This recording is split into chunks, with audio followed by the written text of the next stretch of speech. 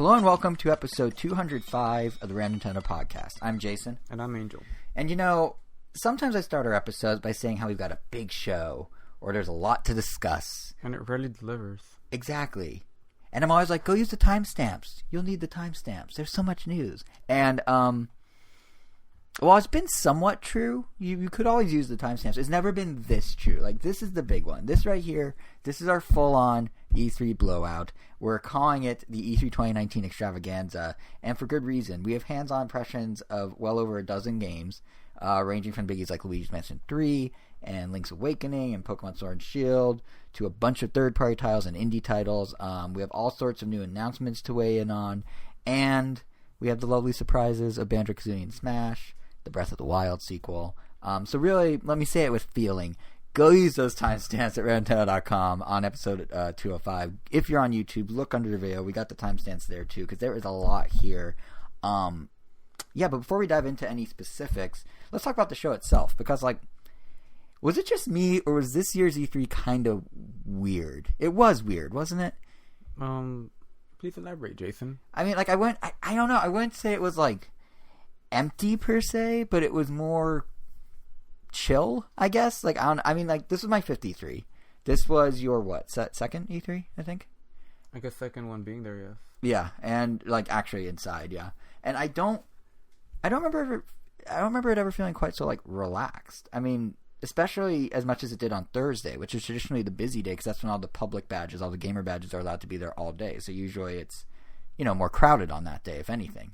I mean, none of this is to say there wasn't like the typical E3 things going on. Like, a lot of the booths were really elaborate and cool, like especially Nintendo's. I feel like, but I don't know. It's maybe weird. because we weren't really in the same spot, or we weren't together all day on all 3 days. Yeah. I feel like, to me, the amount of people just felt the same. It felt the same crowded. It was as crowded. I mean, the ESA says there were fine, 66,000 people in attendance, or not ESA, E3 people. I don't know. I mean, to me, like, it just was overall, like, the energy felt the same. It was interesting. Like, to me, like, everything just felt the same as last year, for better or worse. And this, I guess in my case, it was kind of for worse.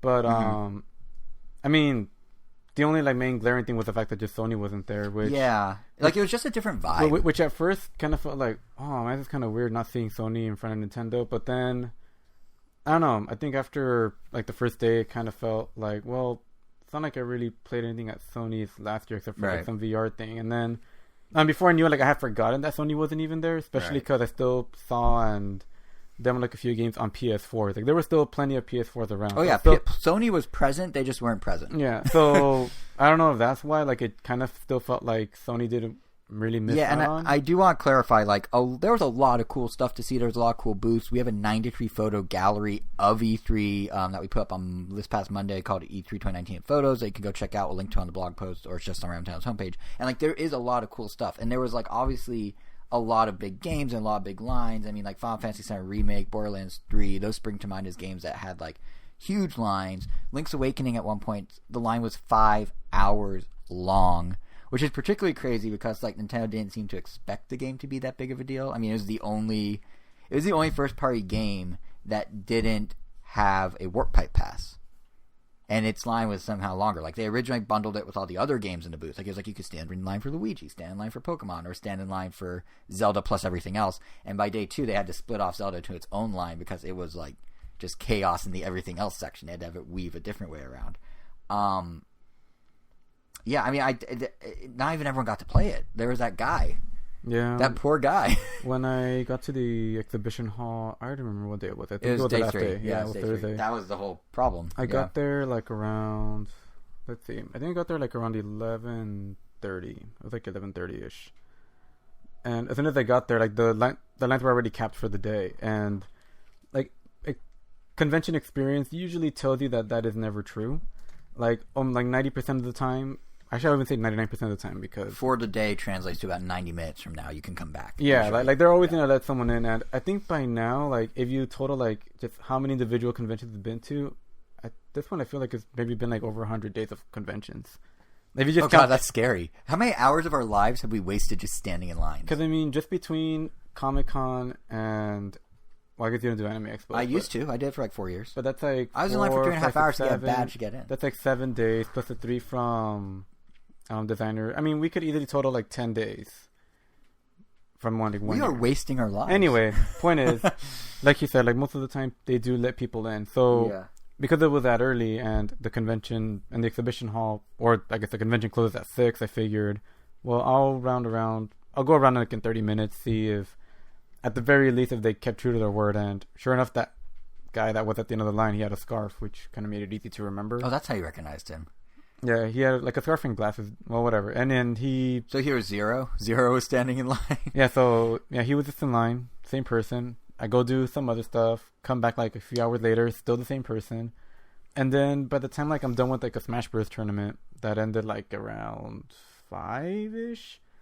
I went back and it was still the same person. At that point, I was like, wow, I gotta really hand it to Nintendo. They actually kept true to their word. Like, I'm not even like bothered or anything. I only wanted to because at least they told people you're not gonna get play. Yeah. So go away. And I even saw like a change at one point. Like, oh, okay, they're changing person that's holding the sign of end of the line. Like the other person is probably gonna like let some people in. And sure enough, like no, they kept it going.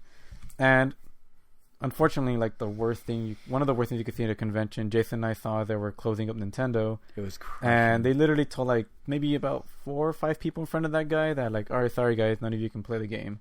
Because here's the thing about convention for those who haven't been. It's not up to Nintendo to keep it running late. Like during normal days of convention, like if it was day 2, they could be like, yeah, we'll keep people here like 30, 60 minutes longer. They've invited, private folk.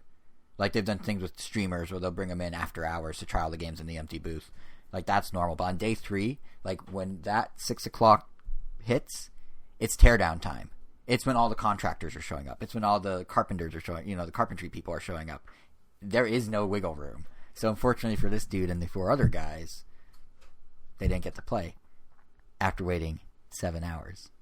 And the look on his face... Yeah, it was like he was mad, he was sad, he was like questioning his existence.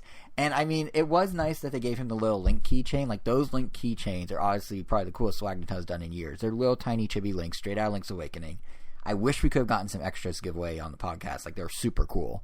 But yeah, like that's a compilation prize of sorts, but that's not compensation prize of sorts. But it's not nowhere near the same as playing the game. And even then, 7 hours for a 15-minute demo, that's a lot of commitment right there. More than I would have done. I mean, I felt close. Didn't we once wait like almost 5 hours just to play like a minute of Smash Brothers at Best Buy? It was yes, but no. But they were like walking the line with 3DSs, and there's like, yeah, we did. Okay, we're horribly bad at not caving to lines as well. Yeah, it depends on the game. Like, I would not have waited that long. As soon as they told me it was capped for the day, even if it wasn't, like, that means it's at least a 5-hour wait. Well, I mean, we'll get to it when we talk about the games, but Link's Awakening, you go in knowing exactly what it is, because it's literally what it says on the box. You can play it on Game Boy. It's just prettier. So, that's a weird one. Like, if it was a totally revolution again, like, I waited like 3.5 hours for Breath of the Wild. I thought that was worth it. It was something totally different at the time. It was really... and you go through that whole crazy Hyrule you walk through to get to it inside the booth, and it was like a experience. But like this, not so much. Like that's kind of thing about the C3 in general to me is like there's a lot of cool experiences, but it wasn't like mind blowing stuff. And I think you're kind of right that part of it initially is like, where's Sony? Like there was that day one where are they? What's going on? Because like if you walked where Sony was, it was a weird hodgepodge of stuff. Like there's some kind of cool stuff. There was something called the Unreal Garden, which was like this shared augmented reality thing where you all wear HoloLenses and you walk around and you're in a shared communal space. So if you draw something in the sky with your finger, which you could do in one part of it, other people will see it in the 3D space and can walk around and interact with it too. So that was kind of neat. And that was part of Sony's booth. But then other parts are like, there's literally a bar and some couches just in the middle of where Sony was. And it's like, oh, this is different. And then, Microsoft wasn't even on the show floor. They now do all their stuff in the Microsoft Theater across the street, and the newly christened Xbox Plaza, which is LA Live, was home to the Mixer Dome. So they were all outside. So that kind of also had that weird, like, separation. But I think, like, to me, when I was saying it felt different, is to, like, kind of to the point where the games didn't have, like, the same oomph as, say, Breath of the Wild or Odyssey or even Smash Bros., is that we're kind of at the tail end of, like, a console generation. And it sort of showed. Like, not so much for Nintendo, mind you. Like, they're firing on all cylinders. It's Switch's third year. We'll talk about them in great detail. They felt like they were doing a typical E3. But, like, if you look at PlayStation, if you look at Xbox, you can tell a lot of publishers, at least in my opinion, were kind of holding back. Like, we had some big games. I mentioned Final Fantasy. There's obviously Cyberpunk, Watch Dogs Legion, Borderlands 3. But none are really, like, groundbreaking or, like, something you haven't seen before. They're just riffs on stuff we know, kind of. And that, they seem cool. Like, I like that Watch Dogs Legion's, like, you could play any NPC now. Like, that's a neat idea. But it's basically what they do with Watch Dogs before, but now they've kind of expanded out what you can do, which it's cool. Don't get me wrong.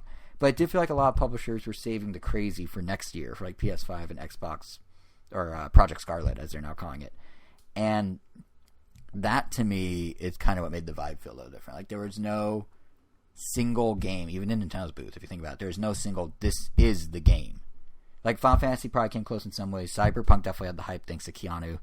But, like, there wasn't a runaway game of the show in the way that it has been in the past. Like, if you look at the booth, the last day they put up the awards from every publication, and like all these games all had them from different places. Like, it wasn't like a definitive, this is the game of E3. And I think that, kind of made the whole show feel kind of like, oh yeah, everything's just kind of cool, neat, that sort of thing. But there was cool stuff to happen. I mean, like, it was a fun show. Don't get me wrong. I love going to it. Like, what was your highlight if you had to pick something? I mean, I feel like I know your answer. I mean, it's just the Smash Bros. Tournament. Yeah, I figured. Funny, like the most exciting thing I thought for me at the convention show floor was like a game that you played a year ago on the same floor in the same hall. Yep. It was fun, just playing friendlies, playing like at a tournament that was already full, but they never made it clear what the registration was. So I just kind of asked, and I mean, the squeaky wheel gets the oil, so they say, and they found Who says that exactly? I don't know. It's a thing. Why did my voice go so high? Is a better question. It's a thing I've heard before. Oh, can't really say from wrong. Whoa! If you look at the our audio tracking, it spiked so high when I went high pitch. Anyway, sorry. Yeah, and they managed to squeeze me into a spot, and before I knew it, I was in grand finals. Like, literally before I knew on it, a live stream with an audience. I was maybe halfway through the grand finals before I knew it was the grand finals. Yeah, you were supposed to text me. So you had your Luigi's Mansion demo appointment at that time. So you gave it to me, the Warp Pipe Pass, and I went and did and got you the swag, which was a flashlight, for those who are wondering. And you're supposed to text me like, oh yeah, I'll let you know when I get to grand final. And then like, I haven't heard from you for a while, and you didn't say you lost, so maybe I'll just wander over it. And you're like in the middle of the grand final. I felt very slighted. So yeah, let's make this all about me, your tournament. Anyway, no. So how did it end up going? No, just very fun, typical Smashness. The first couple rounds against random people, I guess ended up kind of destroying them. Like, it wasn't until like the last game where it was like really close. Right. Like, until then, they were all kind of like, oh, sorry about that, and then finally, sorry about that.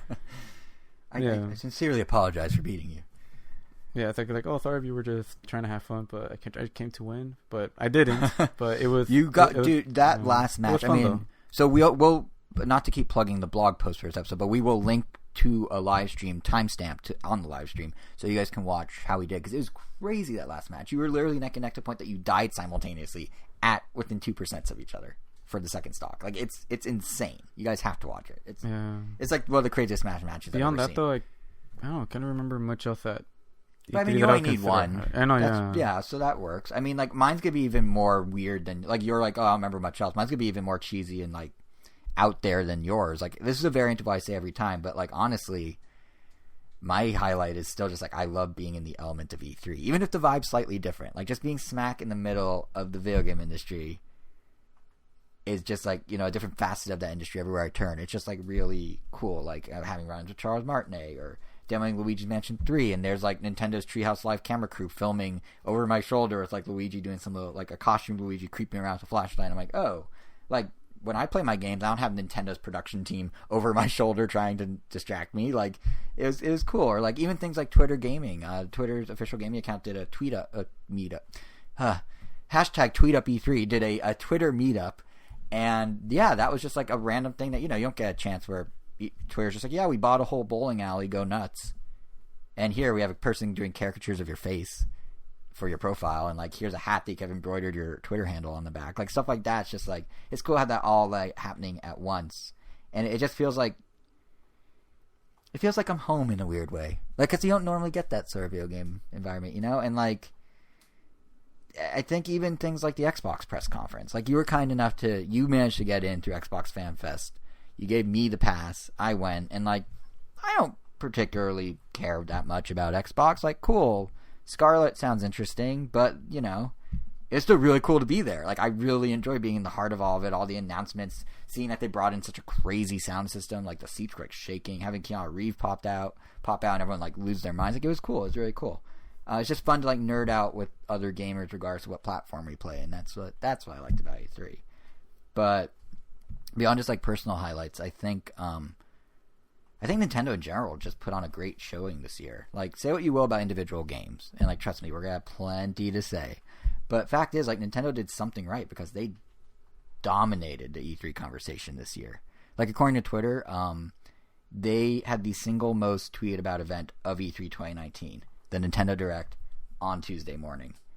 And it even surpassed, like, things you would think would blow up. Like, Keanu Reeves, that was a big moment. I know I keep referencing it because it was, like, that big of a thing when it happened. And he was still behind Nintendo. Final Fantasy was behind Nintendo. Cyberpunk was behind, like, Beyond Keanu was behind Nintendo. Like, Nintendo just, like, is the single busiest period of conversation during E3. Is the only company with multiple games in the list of most talked about games of E3, thanks to Zelda, Animal Crossing, Pokemon. Like, they just killed it. Like, they just know the formula. They get it. And it almost felt like it was too much at once, in my opinion. Like, we went from barely a game a month to, in the next 5 to 6 weeks, getting 5 Nintendo releases. Cadence of Hyrule, Dragon Quest Builders 2, which Nintendo's publishing, Mario Maker 2, Marvel Ultimate Alliance 3, Fire Emblem 3 Houses. And we knew those were coming, most of those, and that's fine. But what's crazy is in the Direct, we learned they're now doing that again at the end of August with Astral Chain, which looks awesome, by the way. And then 2 weeks after that, on September 13th, we're getting Daemon X Machina. Then we're getting Link's Awakening on September 20th. Then we're getting Dragon Quest XI's on the 27th of September. Like, it's just like, I don't know what Nintendo's doing, but just all these little, like, buckets of games. Like, the fact that Nintendo's able to overstuff these 2 stretches of mere weeks with as many games and still have so many games to show at the show just shows how strong of a presentation and how strong of a lineup they actually have. Even if there's no one game that was like the game, there's so many smaller games. And, you know, I didn't even mention any third-party ones in that list, or like other biggies like Luigi Mansion 3 or Pokemon. I mean, there were, in all, 39 games crammed into a 40-minute Direct. That's literally a game per minute. It's, well, a little shy of that, but it's still it's nuts. And I just feel like Nintendo, not to go on a whole rant here, but I just feel like Nintendo's really mastered the art of putting on a good E3. Like, I don't know what your sense of it was, Angel, but like, to me, they get that this is a consumer first event, more for fans and for hype building than anything else. They get that it's about catering to the diehards and caring to people who like want to follow this, not trying to convince retailers, not trying to convince media. You know, it's why they do stuff like turn their booth into a theme park every year. I was reading this interview in Venture Beat with Nintendo's Senior Director of Corporate Communications, or Nintendo Americas, I should say, Charlie Sabetta, I think is how you say his last name. And he was saying that like the whole point of making the booth so immersive, of doing like the Hyrule or the New Donk or whatever, is they know like gamers will basically be suckered into it. Like, if you're a buyer, if you're an analyst, if you're press, you don't need something that flashy to get a game's point across. But if you're trying to sell it to the public and build hype, yeah, you want to put people in the game as best as you can. You want to make it, you know, as impactful as possible. So you don't just want to demo Luigi's Mansion 3. You want to do it with holograms of ghosts flowing around the person, because it's just that much more of a moment that will be memorable, and then they'll be excited for the game. So, you know, they kind of mastered that whole idea, I feel like. And even within the Direct, like, they learned to tweak stuff. I mean, they focused back in the day on one game a little too much. Like, I think we could agree the Smash Direct last year was a little bit info overload. Yes. And then, like, you know, 2-3 years ago with Breath of the Wild is the only game. And then they kind of did like a knee jerk and went the other way, and they started doing that thing where they only show logos, which I know you personally hate, like Metroid Prime 4, where it's just like, hey, we're making this game, and it's like, that's cool, and then the game gets canceled and gets restarted, and now here we are. Last week, Retro Studios is tweeting they need an art director for the game that was announced 2 years ago and was rebooted back in, March? So obviously that's not the right approach. But this year, I feel like they hit the sweet spot. They focus on stuff that's actually not about to release, so there's no big Mario Maker 2 or Fire Emblem segments. They trickled in a healthy number of unexpected reveals. You know, No More Heroes 3, that Panzer Dragoon reboot that really came out of nowhere, even stuff like the new Contra, smaller scale but still hitting the nostalgia notes. But then there was like that 5-minute stretch at the end where we had Animal Crossing and we had Banjo-Kazooie and Smash, and then the real surprise of Breath of the Wild. It was like the perfect mic drop, and it ended with what fans wanted. It threw in a surprise, which was already faked out at the start of the Direct. It's like, here's your Smash characters, Dragon Quest. Just kidding, here's your other Smash characters, Banjo. And then they did another, like, almost Apple-style one more thing with Zelda. They knew exactly how to build hype. It was, they just put hype, they put hype on top of hype, they put hype on top of hype on top of hype. It was really well done, I thought. So, yeah, so that's my little soapbox. But, I mean, which of those three, like, that last 5 minutes of the Direct was like, Nintendo rarely fires on that many cylinders. Which of those surprises were you most excited about? If you had to pick, like Animal Crossing, Smash, the Smash characters, Zelda, I would guess Smash, knowing you. Surprisingly, with Animal Crossing. Was it? Yeah, the game looked breathtaking. It looked like it just hit all the right notes. Would you like to go on about that?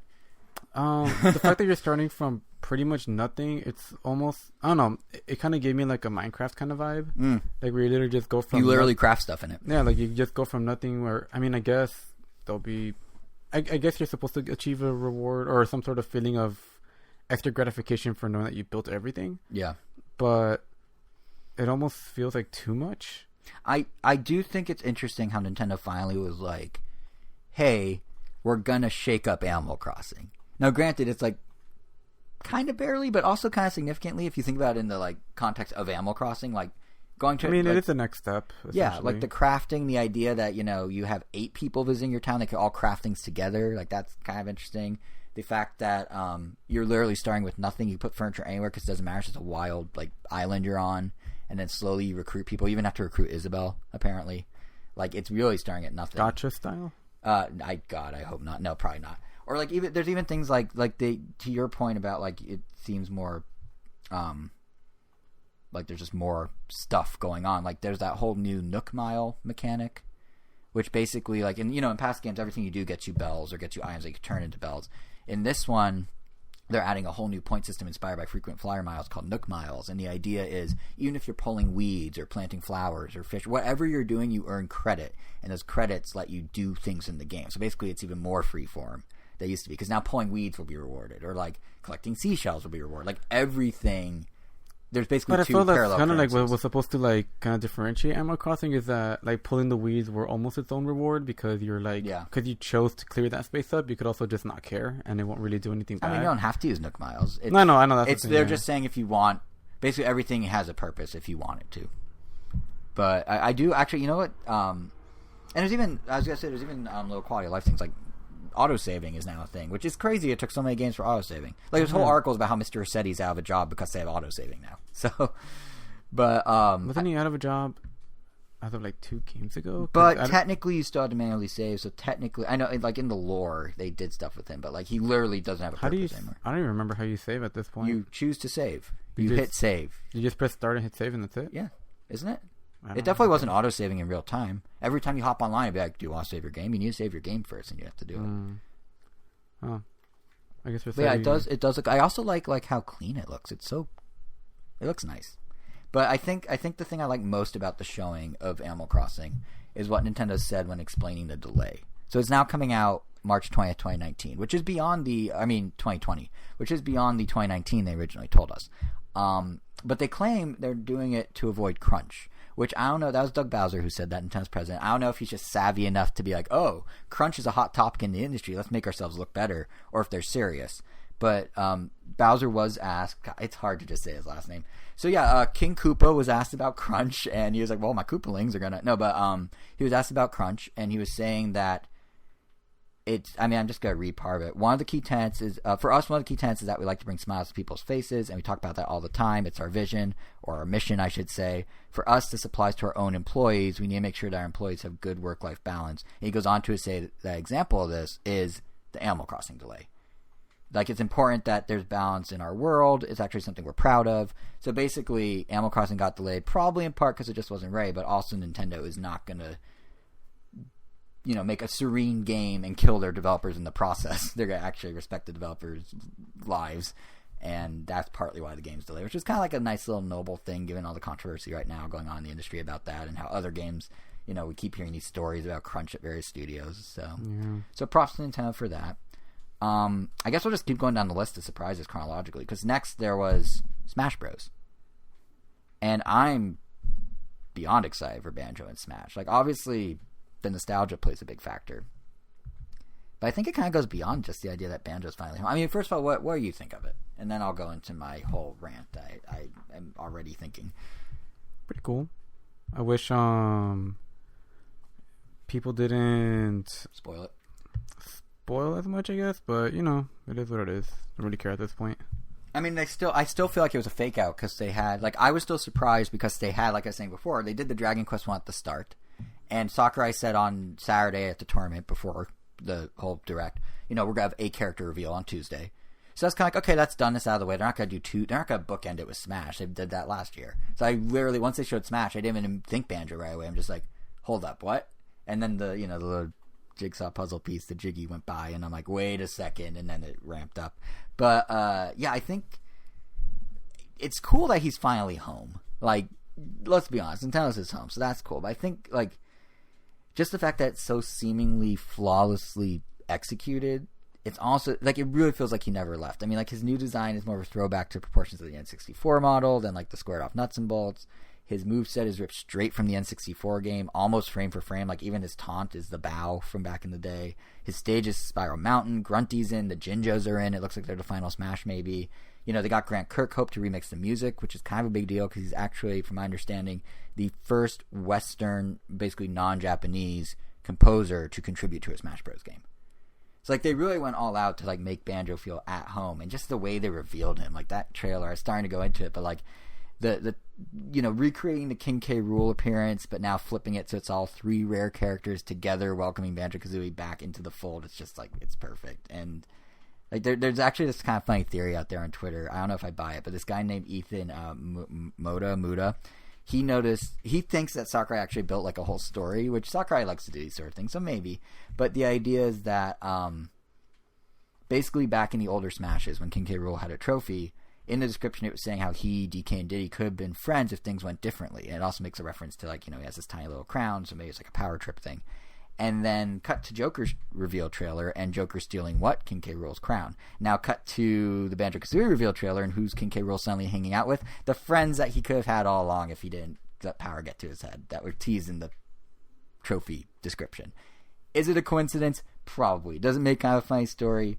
Sure. Does it, perhaps better than anything else, show that, like, Sakurai's attention to detail is so good with everything he does, including Banjo, that, like, that's plausible, that is what happened? I think that's really the takeaway from it. But yeah, it's, I don't know, I just thought they handled it so well. Like, it was great. Like, I'm sure some of it's nostalgia. Like, I didn't feel the same way about the Dragon Quest guy, but I know some people did. Yeah, I mean, I'm sure a lot of people didn't, but those that did probably felt such great feelings. So many, all the feels. Yeah, I mean, because the magnificent feelings. Like, to be, like, but to honestly be honest, like, the Dragon Quest hero is, like, I didn't personally care, but like you said, yeah, people felt magnificent feel. I'm sure people gushed over him the way I did Banjo. Like, someone who's a Dragon Quest fan has got to appreciate that they had the costumes from 4 different games, you know, spanning many years, and they have the slimes in there, and they have a stage, and, you know, all that. And, like, it is a huge deal that Dragon Quest is now in Smash, especially in Japan. I mean, Dragon Quest is, like, legendary over there, so much so that the character unveil, the trailer, generated 1.2 million views during E3 week in Japan. That is the single highest, most viewed character unveil trailer in Japan ever for Smash Bros. 1.2 million. Banjo is at, like, 500,000. Like, it's a huge deal over there, so I get. And I think, like, part of what it is about the DLC in general, like, why I'm like, oh my god, Banjo, besides it just being Banjo, and also to some extent Hero, it really stems from what it signifies. Like, Smash has reached this apex where it's like everything's collaborative, and what's cool is it's able to do this because the industry, I feel like, has reached kind of an inflection point where there's at least a good chunk of the industry, maybe not everyone, Sony, but a good chunk of the industry has reevaluated rivalries and realized that it's just kind of better to work together. I mean, like, remember Square Enix not supporting Nintendo for a decade? Now Smash has the biggest Final Fantasy character and a Dragon Quest character, 4 Dragon Quest characters. or Square Enix even is going above and beyond. Like, do you remember how big of a deal it was that Square Enix is bringing Final Fantasy Crystal Chronicles to GameCube? It's like, oh my god, they're making Final Fantasy on the Nintendo platform. This is nuts. At the time, I had no idea. But... it was huge. And now it's like, oh yeah, they're pouring over Final Fantasy VIII, the whole Mana collection. They're making a new Trials of Mana remake. Like, their presentation at E3 was like all Nintendo or heavily Nintendo. So it's interesting seeing people coming together and like perhaps bigger than that, Microsoft. I mean, it's been a slow build, working on crossplay together, games like Cuphead coming to Switch, now Banjo, and it's just like that's just another facet of this. And even beyond like the Nintendo sphere, it's more common to see everyone just start doing stuff together. We had the 3 execs on stage at the Game Awards. Xbox has the Master Chief Collection now on Steam. Minecraft is on every platform. Nintendo IPs are on mobile. It's been this long, slow, industry-wide build towards this moment, I guess you could say. And I was listening to Giant Bomb's interview with Phil Spencer, Xbox's head, the other night, and he made an interesting point that, like, his philosophy on the industry is gaming has reached this point where it just feels superfluous to limit how people can play or where they can play or in what capacity they play, or, like, as he put, if one person buys a green box and their friend buys a blue box, why are they both punished for doing that by being forced to play in siloed off spaces? Like, if you have a PS4 with Crash. Well, if I wanted to buy Crash on Team Racing, I should clarify. Well, if I wanted to buy it on Switch, theoretically, tough cookies. But that's the point. It shouldn't be. Like, it's a friction point that doesn't. No, but that's exist. why I got the PS4, so I wouldn't have to play with the Switch riffraff. Right, but you're get just them conditioned off, into thinking that's how my it should lawn. Be. You're but you're just don't even let them cross the street. But, like, I mean, fanboyism and tribalism will always exist, but the idea is, like, gaming's so big now. He was making his point that, like, gaming's, like, triple the size it was. I wish I could just play people with the Switch, because then, while I did want to get the PS4 version, because, like, Crash, and I want those retro costumes, because you can only get those on the PS4 one, makes sense, whatever. Right, the history, the lineage. This is a game that I feel like, oh, man, my other friend would really love this one. Oh, wait, but he only has a Switch. Are you referring to me? Am I the other friend? Oh, no. Oh. Boo. Yeah, so there's other friends that only has a Switch. Now I'm even debating, like, I guess I could just get a second copy, but I'm gonna have to. But, like, it shouldn't have to be that way, and it's cool that the industry's realizing that. I mean, he's right. Like, if you think about it, like, there's not really any other industry that does stuff like this. It's not like movie theaters only show one company's movies, with the exception of 1 or 2 that are company owned. But the majority of movie theaters aren't like, oh, welcome to Cinemark. We are your Paramount destination. Oh, you want to see Toy Story 4? You have to take a 5-mile drive that way. Like, that doesn't happen. Or, like, it's not like... Yeah, but don't you what you get happening instead is more like you get a movie that just kind of muscles in there. They're like, yeah, you're only showing this movie on all these screens, so this other movie is going to get like much more limited screening. Yeah, but that is a problem, but it's I know, not one that's a different one, but that's an annoying one. Disney is a powerhouse because they own like 40% of Hollywood. That's them doing that. But basically, I guess my point is, like, you don't have movie theaters that they pick the studio. You don't have Spotify being like, oh, this is the streaming service for RCA. Do you want Warner Records? Well, you have to sign up for a different service. Like, it just does, like, every other industry, you've got the infrastructure and then the media on top of that. And one doesn't negate the other. And gaming Nintendo, didn't do what that. The hell? Where's your music on iTunes or Spotify? I know, Final Fantasy Collection. Sega does it. And then Nintendo, well, I guess Pokemon Company their own thing. Yeah, they are. Yeah, but they let their music go on up. But Square Enix made such a big point in their press conference, and they're like, we have every song Jump on Up every streaming Superstar service. Was a minute and a half. I know, was tracking at some point. It was number 45. So what they do, they release like a sampling of like 5 songs or something. I think, and it's funny because in their financials a few years ago, like in the briefing, I mean, it must cost them almost nothing, right, to release these things? It's literally free money. Yeah. And the thing is, like, I think it was Kimishima at the time, the Nintendo president, was saying, like, someone asked him, hey, are you going to put your music on, like, iTunes? And he's like, yeah, we do want to expand our IP. And, well, he's no longer president anymore. That's how long it's been since he said that.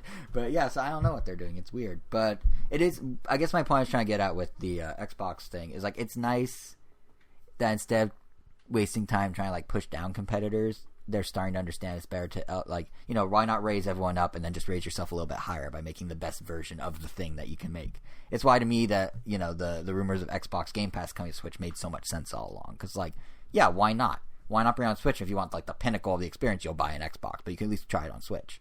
And to that point, It actually, makes too much sense for them. It's like, oh, you got these people that probably don't plan on getting an Xbox yeah, or but buying I'll the pay console, for Xbox but Game they'll pay for the Pass. service. That's, Dude, like I was sitting there in the Xbox press conference, it's and almost they were too talking sleazy. Like, geez. I wouldn't say it's sleazy; it's too clever. But no, I was sitting there in the Xbox press conference, and they're like, "Yeah, for $10 a month, you get hundreds of games. For $5 more, you get hundreds of PC games too." And I'm like, "This is insane! Like, this is such a good value. I would consider this, and I don't own a PC or an Xbox, so I don't know." But it is why I really was a firm believer in those Game Pass on Switch rumors. And Phil Spencer actually talked about it at E3. He didn't outright confirm anything, but he didn't say no either. He just said, like, you know, it's going to take a lot of work to make it happen. But he didn't say they're not going to make it happen. And, you know, I think it's why something like Banjo is so exciting. Because even though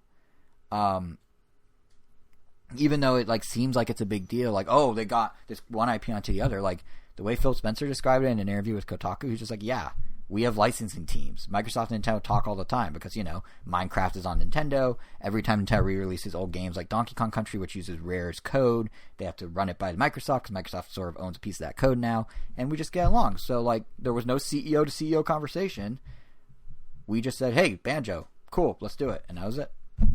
So, I'm paraphrasing him, obviously. I didn't say any of these things myself, but I wish I did. But, yeah, so, like, it's just cool that that's happening. And I think on subconscious level, I think that's why these Smash DLC announcements at E3 were so huge. Because it's not just like, oh, there's my favorite character from when I was a kid, yay, nostalgia, rah, rah, rah. There's this intrinsic understanding we all have as followers of the industry, regardless of what side you're on, that holy crap, they got the biggest competitor to give them one of their IPs. That's huge. Like that oh my god, the company that ditched Nintendo is now giving it two of its biggest protagonists on Nintendo. You know, that's Square Enix in that case. Like, they're giving them Dragon Quest through the Hero. They're giving them Cloud, Final Fantasy VII. Like, that's why it's so big. Like, it you know, whatever happens with Zelda, whatever sequel gets announced, whatever happens with Animal Crossing, whatever, you know, we saw so far, like, the hell froze over moment is when Banjo or something like that shows up in Smash. The others are cool. This is like tectonic plates shifting in the industry big. Like, it's that's why I think it was such a big deal. That's why it was such a big deal to me, and I suspect that's a lot of the reason that, like, it helped Nintendo have the most talked about Direct. Because, like, that, you know, stuff like that doesn't just happen. So, that's Smash. That's my thoughts on Smash. I mean, it's not to, I should clarify. It's not to say the other surprises weren't cool. Like, they just weren't Smash. They just didn't have that sort of, like, bigger picture thing. Like, it was just like, oh yeah, Breath of the Wild 2. Which, speaking of which, let's talk about Breath of the Wild 2, because, like, that was kind of cool out of nowhere. I mean, there's a lot of little tantalizing tidbits in that 90 seconds of footage. What did you think of the whole thing? It's funny, a few days ago, or at least when I say a few days ago, I mean from that announcement. Yeah. There was someone on Twitter that was kind of like he told me because they're kind of like fed up with, like, getting annoyed about rumors, getting annoyed of, like, people just like spoiling reveals and that kind of stuff. Yeah. And he was saying, like, it might not be as popular, but I wish video games just kind of took the film approach, where pretty much as soon as anything's in development, it's just kind of announced that way, even though we don't see a trailer for like a year or two. Right. We just kind of know, and then separate the hype cycle from the announcement. Yeah, and then that way, like, nothing is really spoiled. You're just kind of like, oh, that's cool. And then when the trailer comes out, like, I feel like it didn't diminish my initial impressions of the Pokemon, the Detective Pikachu movie trailer from hearing it was announced. Like, oh, they're making a movie? That's kind of weird. If anything, it helped because it was such a pleasant surprise when everyone had their expectations low because they knew, ooh, video game movie. Yeah, so when I saw that, like, Zelda was announced this way, I was kind of like, oh, that's almost kind of similar. Like, it wasn't a review trailer. It was like, this game is in development. It was like a bit of a reveal trailer. No, it was definitely more than just the same. But, like, they literally just said, like, oh, we're working on it. They didn't even try to give us like, oh, when it's coming out or blah blah blah. Yeah, it was just that was cool. Like, I wouldn't even mind, like, I don't know, not seeing it again until it was ready. Yeah. So that way it's like, oh, cool. I don't have to hear the so obvious, like, rumor has it that Nintendo's working on a Zelda game. It's like, of course they are. Or the more recent one that I've heard, like, a couple times, not like in the last few weeks, like a couple months ago, people were spinning their wheels on different news sites, like, oh, Nintendo's working on a new Mario game, like a new 3D Mario platformer. And I'm like, why is everyone spreading this like it's like exciting news or something? Like, yeah, it's exciting, but it's not like groundbreaking or because I think on like, did Nintendo at one point say, like, oh, we're done with Mario and this is why it's shocking or something? I think you know what it is? It's clickbait. Because you don't know what's going to be in that article. Oh, a new Mario, click. Oh, all it says is there's a new Mario. Like what the headline said. That's boring. Like, because you never know. You could go in and be like, it's going to be 3D World 2. And you're like, oh, that's cool. I didn't know that. Yeah, but yeah. I will say... I don't want a news site to tell me that. Yeah, you want Nintendo to tell you that. With a trailer that's 90 seconds long and full of mystery and intrigue, like Breath of the Wild 2. Which isn't even called Breath of the Wild 2, by the way. It's just called the sequel to Breath of the Wild. Like, there's no name or anything. That's where we're at. And I think, though, to me... Like, I think that's a really good point, actually. I would be in favor of them doing this. Like, I think showing a little footage like this is more of a step in the right direction than just doing a logo. Because the problem with a logo is nothing's there. You look at what happened in Metroid, like I was saying before. But at least with this, you're like, oh, this is a real thing. This is actually coming. Because then also at that point, at least by then, I feel like they're confident enough to go on with this project. Yeah. Like, the fact that we only just saw the logo with Metroid, honestly, kind of felt kind of un-Nintendo, because I can't really think of... It's very un-Nintendo. I can't think of a...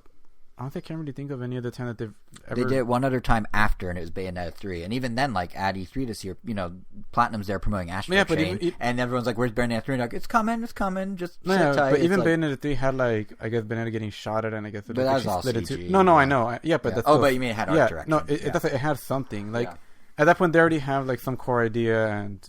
I mean, obviously, that trailer will make more sense when we play the game. Oh, totally. But, I mean, with Metroid, I feel like unless they were really confident in it, they would have shown anything. It had a big 4, and then the 4 was in space, and then they were like, canceled. So yeah, so I don't know. Yeah. That should have been, if anything, that should have been a sign that game was going to get canceled. The real sign should be that they are still looking for an art director. I know I mentioned that earlier, but that's like, to me, like, they announced it. They've been looking since November. They announced in March or February they're delaying it, and they still don't have him. Like, what's going on there? But we're not...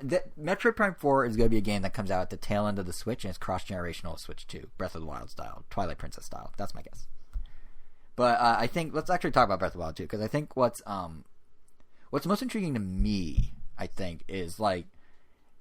Apparently Nintendo didn't mandate the sequel or anything. It was the developers. It was the director of Breath of the Wild. It was them who wanted to do this because they had so many ideas for DLC that they realized they needed to make a whole new game because it was too much for DLC. It was too many changes, too many big things. And that, to me, is possibly the most exciting thing about this. Like, it wasn't like Nintendo, like, we need a new Zelda. You know, you were saying they always make 3D Marios. It's not like Nintendo's like, okay, guys, it's been 2 years since Odyssey where we got to start working on a new 3D Mario. It was the Zelda team being like, hey, we have an idea for a new 3D Zelda. Let's do that. Like, before Nintendo even came to them about it as a, like the business side. So I thought that was kind of cool. And then, the way the trailer was cut, it implies we're in for some interesting gameplay something. Changes, shakeups, I don't even know what to call it. But that's the one thing about the Zelda series is, like, they rarely do direct sequels. And when they do, it's pretty significant what they change. Like, we had the time limit in Majora's Mask. We had this whole idea of, like, navigating 2D and 3D space in A Link Between Worlds, which, granted, isn't quite as big as the time limits in Majora's Mask, but that is very different from anything they've done in Zelda before when they did A Link Between Worlds. And the leading theory for Breath of the Wild 2, or the sequel to Breath of the Wild... You're not talk about Phantom Hourglass and Spirit Tracks? What about them? Oh, I forgot about them. Well, their big... You know what their big change was? Not only are they a sequel, but they're a trilogy. You know what their big change was? Trains.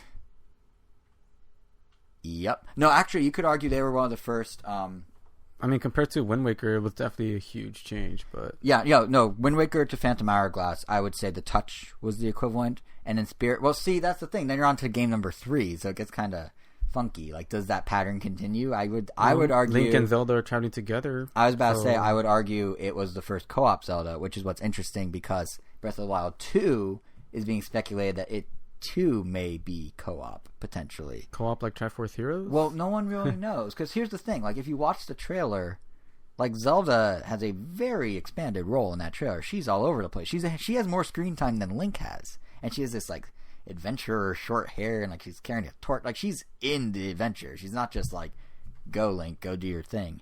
And it kind of feels like, in one way, it kind of feels like the devs sort of took notice of everyone speculating back. I think it was E3 2016 when they didn't reveal what Link's gender was in Breath of the Wild, and he had kind of the longer hair. And there's all stuff like, oh, is Link female? Oh, that would be cool. And I feel like, oh, he's not here, but we hear you. Like, that's an interesting idea. And now they're kind of leaning in on what if there is a female protagonist. Isn't that what led to Linkle?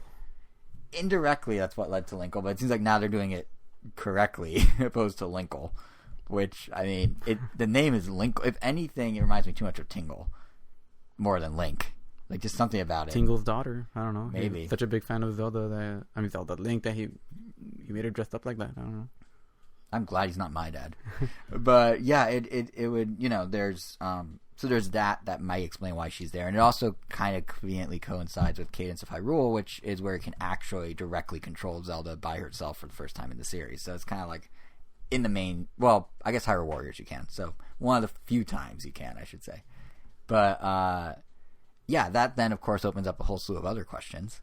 So Zelda's playable. Is it co-op? Is this like, they've done co-op before. We were just talking about Spirit Tracks, obviously Triforce Heroes, 4 Swords, but is this like what could that mean? Like, is it co-op? Is she the only protagonist? Like, is Link somehow kidnapped? Like, they show some wispy thing grabbing Link's hand at one point. Is he being taken away? Like, what would you even want to see? What sort of Zelda game would you want? Just solo Zelda, Link and Zelda, Link still, and Zelda just kind of fake out in the tease? Like, it seems like there's a huge opening here for different ideas. I'm kind of, no pun intended, game for anything. Because, I mean, I like the Zelda series, but it's not really a series I'm always like, oh my god, I can't wait for the next one. It's just kind of like, when it comes, it's like, alright, that's cool, I'll get it. I mean, I like Breath of the Wild. I like that I could play it how I want. Yeah. Which, I mean, that was probably what made it one of my favorites, is that I could just go straight to the ending and just figure it out to make it happen. Mm-hmm. So I'm kind of hoping this one still kind of does that, but just obviously give us a different objective, which I'm sure it will.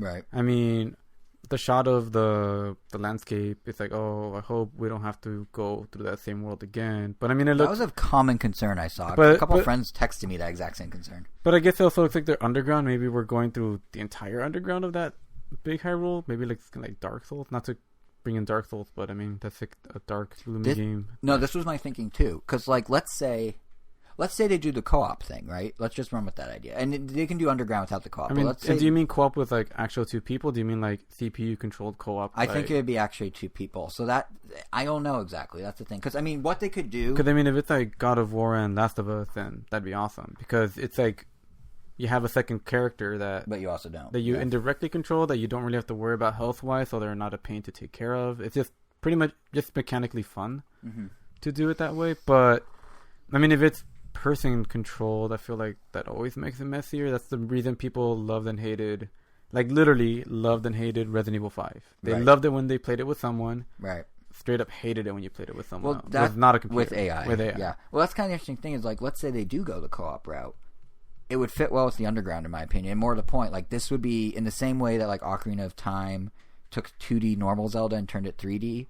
Like, this would be like the 2D co-op Zelda into 3D if they were to do it. Like, advancing the idea of a multi-person Zelda into this broader, bigger world. And then that's kind of where the underground idea fits in nicely. Because let's say, yeah, everyone had that same thought about the overworld map. Like I was saying, I got multiple people that texted me that were like, wait, are they using the same map? I'm like, I know, I saw the same footage you did. I know I do a Nintendo podcast and I'm the Nintendo nerd, but guys, I don't know. But let's say it is underground. That'd be kind of cool. Like, if that's the case, that kind of works better for co-op, because what they could do is you're exploring a bunch of caves, you're exploring a bunch of catacombs. Like, I don't think co-op would be fun if you're in the giant open-ended Breath of the Wild, because you have to, first of all, walk together everywhere. Like, you can't, like, it loses some of the exploration, because it's kind of like, hey, I'm gonna go over here. It's like, I guess I am too. And you have to kind of follow each other. But if they did something underground, and they had, like, more, like, nooks and crannies and catacombs and caves, what they could theoretically do is take the structure of the overworld, but then sort of throw all sorts of winding preset little linear paths throughout it. So you'd still be exploring, but you're kind of going down trails and paths and things where it's more like, claustrophobic and confined, and that I think works better for co-op if it's with 2 actual people than if it's completely overworld. Like to your Resident Evil 5 example. That's a lot of corridors you're going through. I don't think there's a whole lot of, like, you're in a giant field, you walk wherever you want as 2 people, right? Yeah, they gave us almost all corridors. Yeah, so like if they corridored Zelda but made it feel open world, like if it's just like basically a huge maze underground, I guess that's kind of like Dark Souls in some ways, but I think like that would work if it was a full 2-player co-op and would kind of mesh nicely with it. If it's like a Last of Us God of War thing where it's you and a buddy that doesn't AI buddy that doesn't get injured and it's just kind of there, they could theoretically do more of a traditional open Breath of the Wild world just underground. But if they want to do actual, like, here's 2 Joy-Cons, 2 players, have at it. Which keep in mind, my gut says they're not going to do a multiplayer Zelda. Yeah, because that feels like too many factors that they feel the average core Zelda player would get annoyed with. Yeah, because I mean, the fact that the first one emphasized play at your own pace, you're already introducing an issue with that if you're playing with someone else.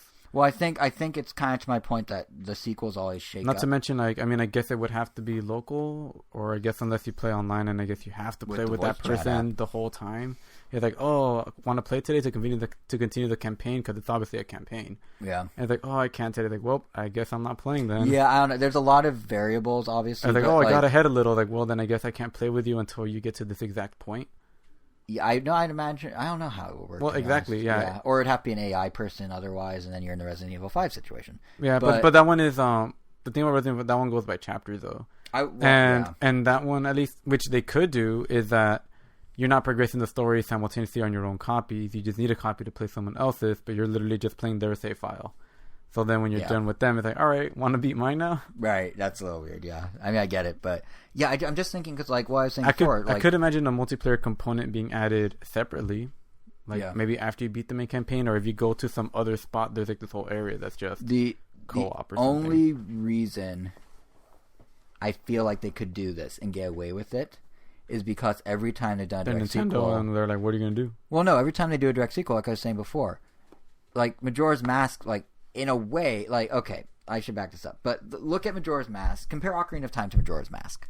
Basically the same They game. took a more open experience, and then they locked it down with a structured condition you wouldn't expect. In that case, a time limit and a loop. Could you imagine if you played Ocarina and then Nintendo's like, now what if you did that, but you had a third of the stuff you had to do, but you had an eighth of the time to do it, and if you didn't do it, you're going to do it again and again and again, and people would be like, what? But they made it work. Or your Wind Waker Phantom Hourglass example, they're like, hey, so you like Wind Waker? Well, what if you draw where Link goes and it's totally different, and we'll like it too, we promise. When they do a direct sequel, it feels like for some reason they're comfortable completely shedding the thing that made the original and going in a totally weird direction. That's the only reason I think there's any possibility that could be fully co-op. I mean, I guess with that logic, all we can expect is just the exact same game mechanics, I guess. Yeah, because it's just the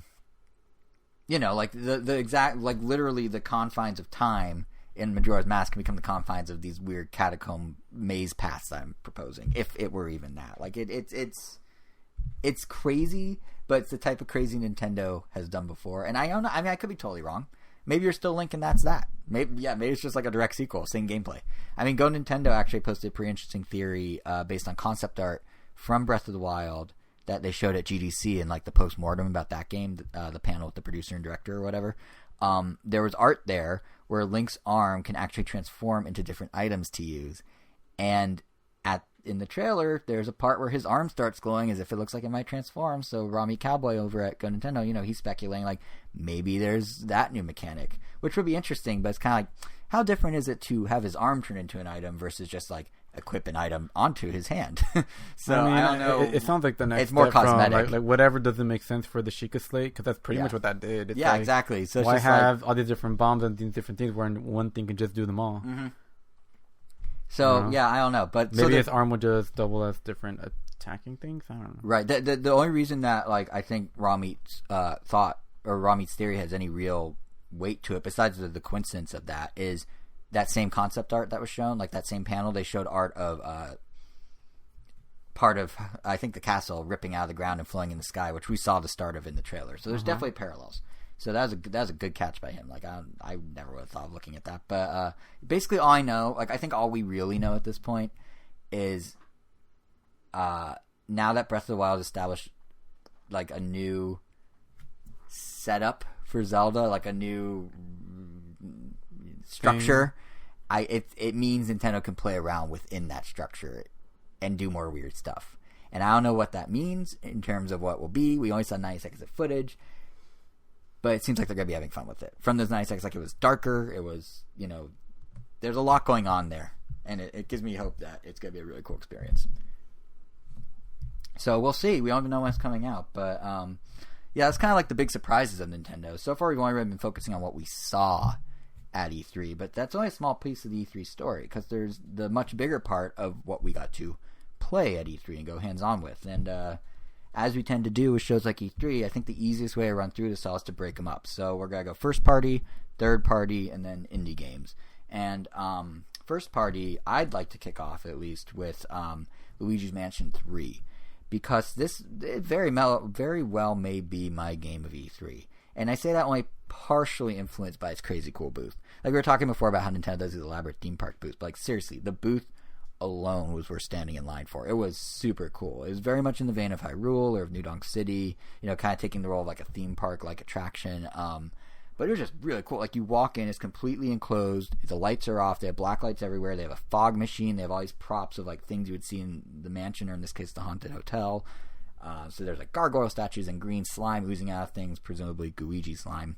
And then they had like this animatronic light fixture that would spin and drop, and when it drops, like there'd be ghost projections going off. They had holograms. You could go pose with a ghost bellhop that like literally wasn't there until someone steps on a spot, and then he appears using some sort of hologram tech.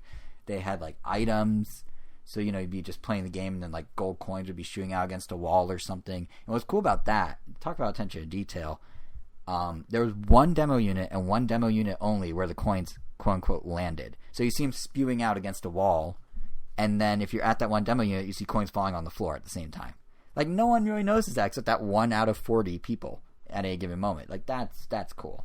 And they had like bats flying around. They had a magic mirror where there were ghosts on it. They had ghost projections everywhere. They had Luigi creeping around in a Luigi costume with a flashlight, and that's what I was saying before. That's what distracted me when Treehouse Live was filming that, and he kind of cost me my boss fight. I lost to the boss because he was like right there. I'm blaming Luigi, yes. Anyway, point is, the booth was super cool. Easily my favorite thing Nintendo did in terms of their booth this year. And you unfortunately didn't get to try it because you were doing Smash at the time, right? You were at your tournament. I wouldn't say unfortunately. I willingly gave it up as soon as... But, like, well, let me tell you about it. As soon as Smash became an option, I couldn't drop that any faster. Well, wow. Okay, them fighting words. And that was after you had told me what was in there. It was... Never mind the boot. Like, the game was cool, too. It was, like, let me tell you about it. I mean, because once I was able to get past the excitement of the booth and the distractions of Luigi, there's actually... You were ready to love whatever they threw your way. Yeah, I was like, give it to me, guys. No, there was actually a really great demo to be played. Like, it was really fun. You were tasked with just going through a set of rooms, and then you got to have a boss fight with this ghost in, like, a coliseum, and he was, like, clad in armor and everything. But what I think the demo demonstrated really well is how Luigi's Mansion 3 is kind of this bridge between the first two games, and then adds a bunch of new interesting mechanics. So, atmosphere-wise... I would say it's definitely more Luigi's Mansion Dark Moon than it is Luigi's Mansion 1, which, it makes a certain amount of sense. It's from the same developers as Dark Moon, Next Level Games. It's developed shortly after Dark Moon. I think the plan was originally it was on Wii U. They started development right after they finished Metroid Prime Federation Force, and then they eventually transitioned it to Switch. But what all this translates to is that it has a lot more like whimsy over just like dark, creepy corridors. Kind of like Dark Moon. Like there's a lot of like weird, twisted banisters and like kind of cartoony, colorful things. It wasn't just like rooms that feel like normal rooms. They're rooms that have like this twisty things all over. And they played a bit more verticality in Dark Moon, and in this one too. There's like multi-story rooms and things where you have to take elevators and there's things like you now have the vacuum can both suck and blow. And you had to, there's like puzzles that involve moving, like spinning pinwheels that raise and lower elevators and stuff like that. That, the original Luigi's Mansion, because it was more of a mansion, like an actual house, didn't have some of this fantastical stuff that it now has. Which I'd say it's cool that they're doing this now. Like, I think when Dark Moon came out, it's kind of like, oh, this doesn't feel quite as spooky as the original Luigi's Mansion, but I've warmed up to it. I think it might be a better fit for Luigi. I mean, do you have a style preference of the two? You've played both. I mean, because I've only played the two so far. Well, yeah, I mean, of the Luigi's two. Mansion 1.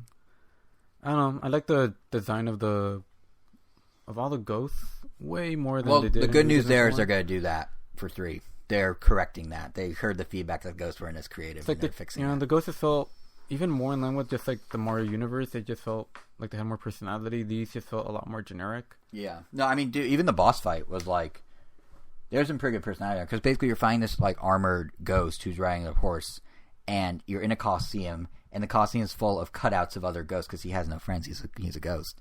But he like wants a crowd, so it's like this guy that's super like full of bravado, and you see it in his animation, but he like has the bravado for no one or no reason.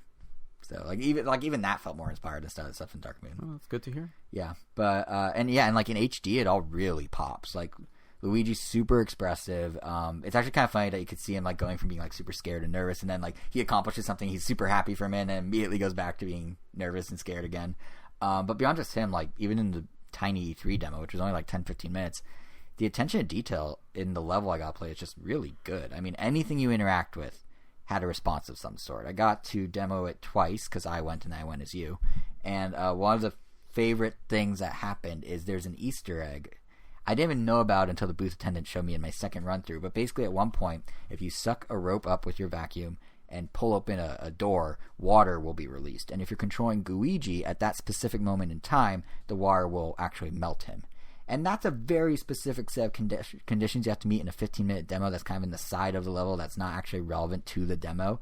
But the fact that they included it, like, that's what I mean by there's good attention to detail. Like, I just thought that was really cool. And that does bring up all the new mechanics, too. So there are essentially 3 noteworthy mechanics.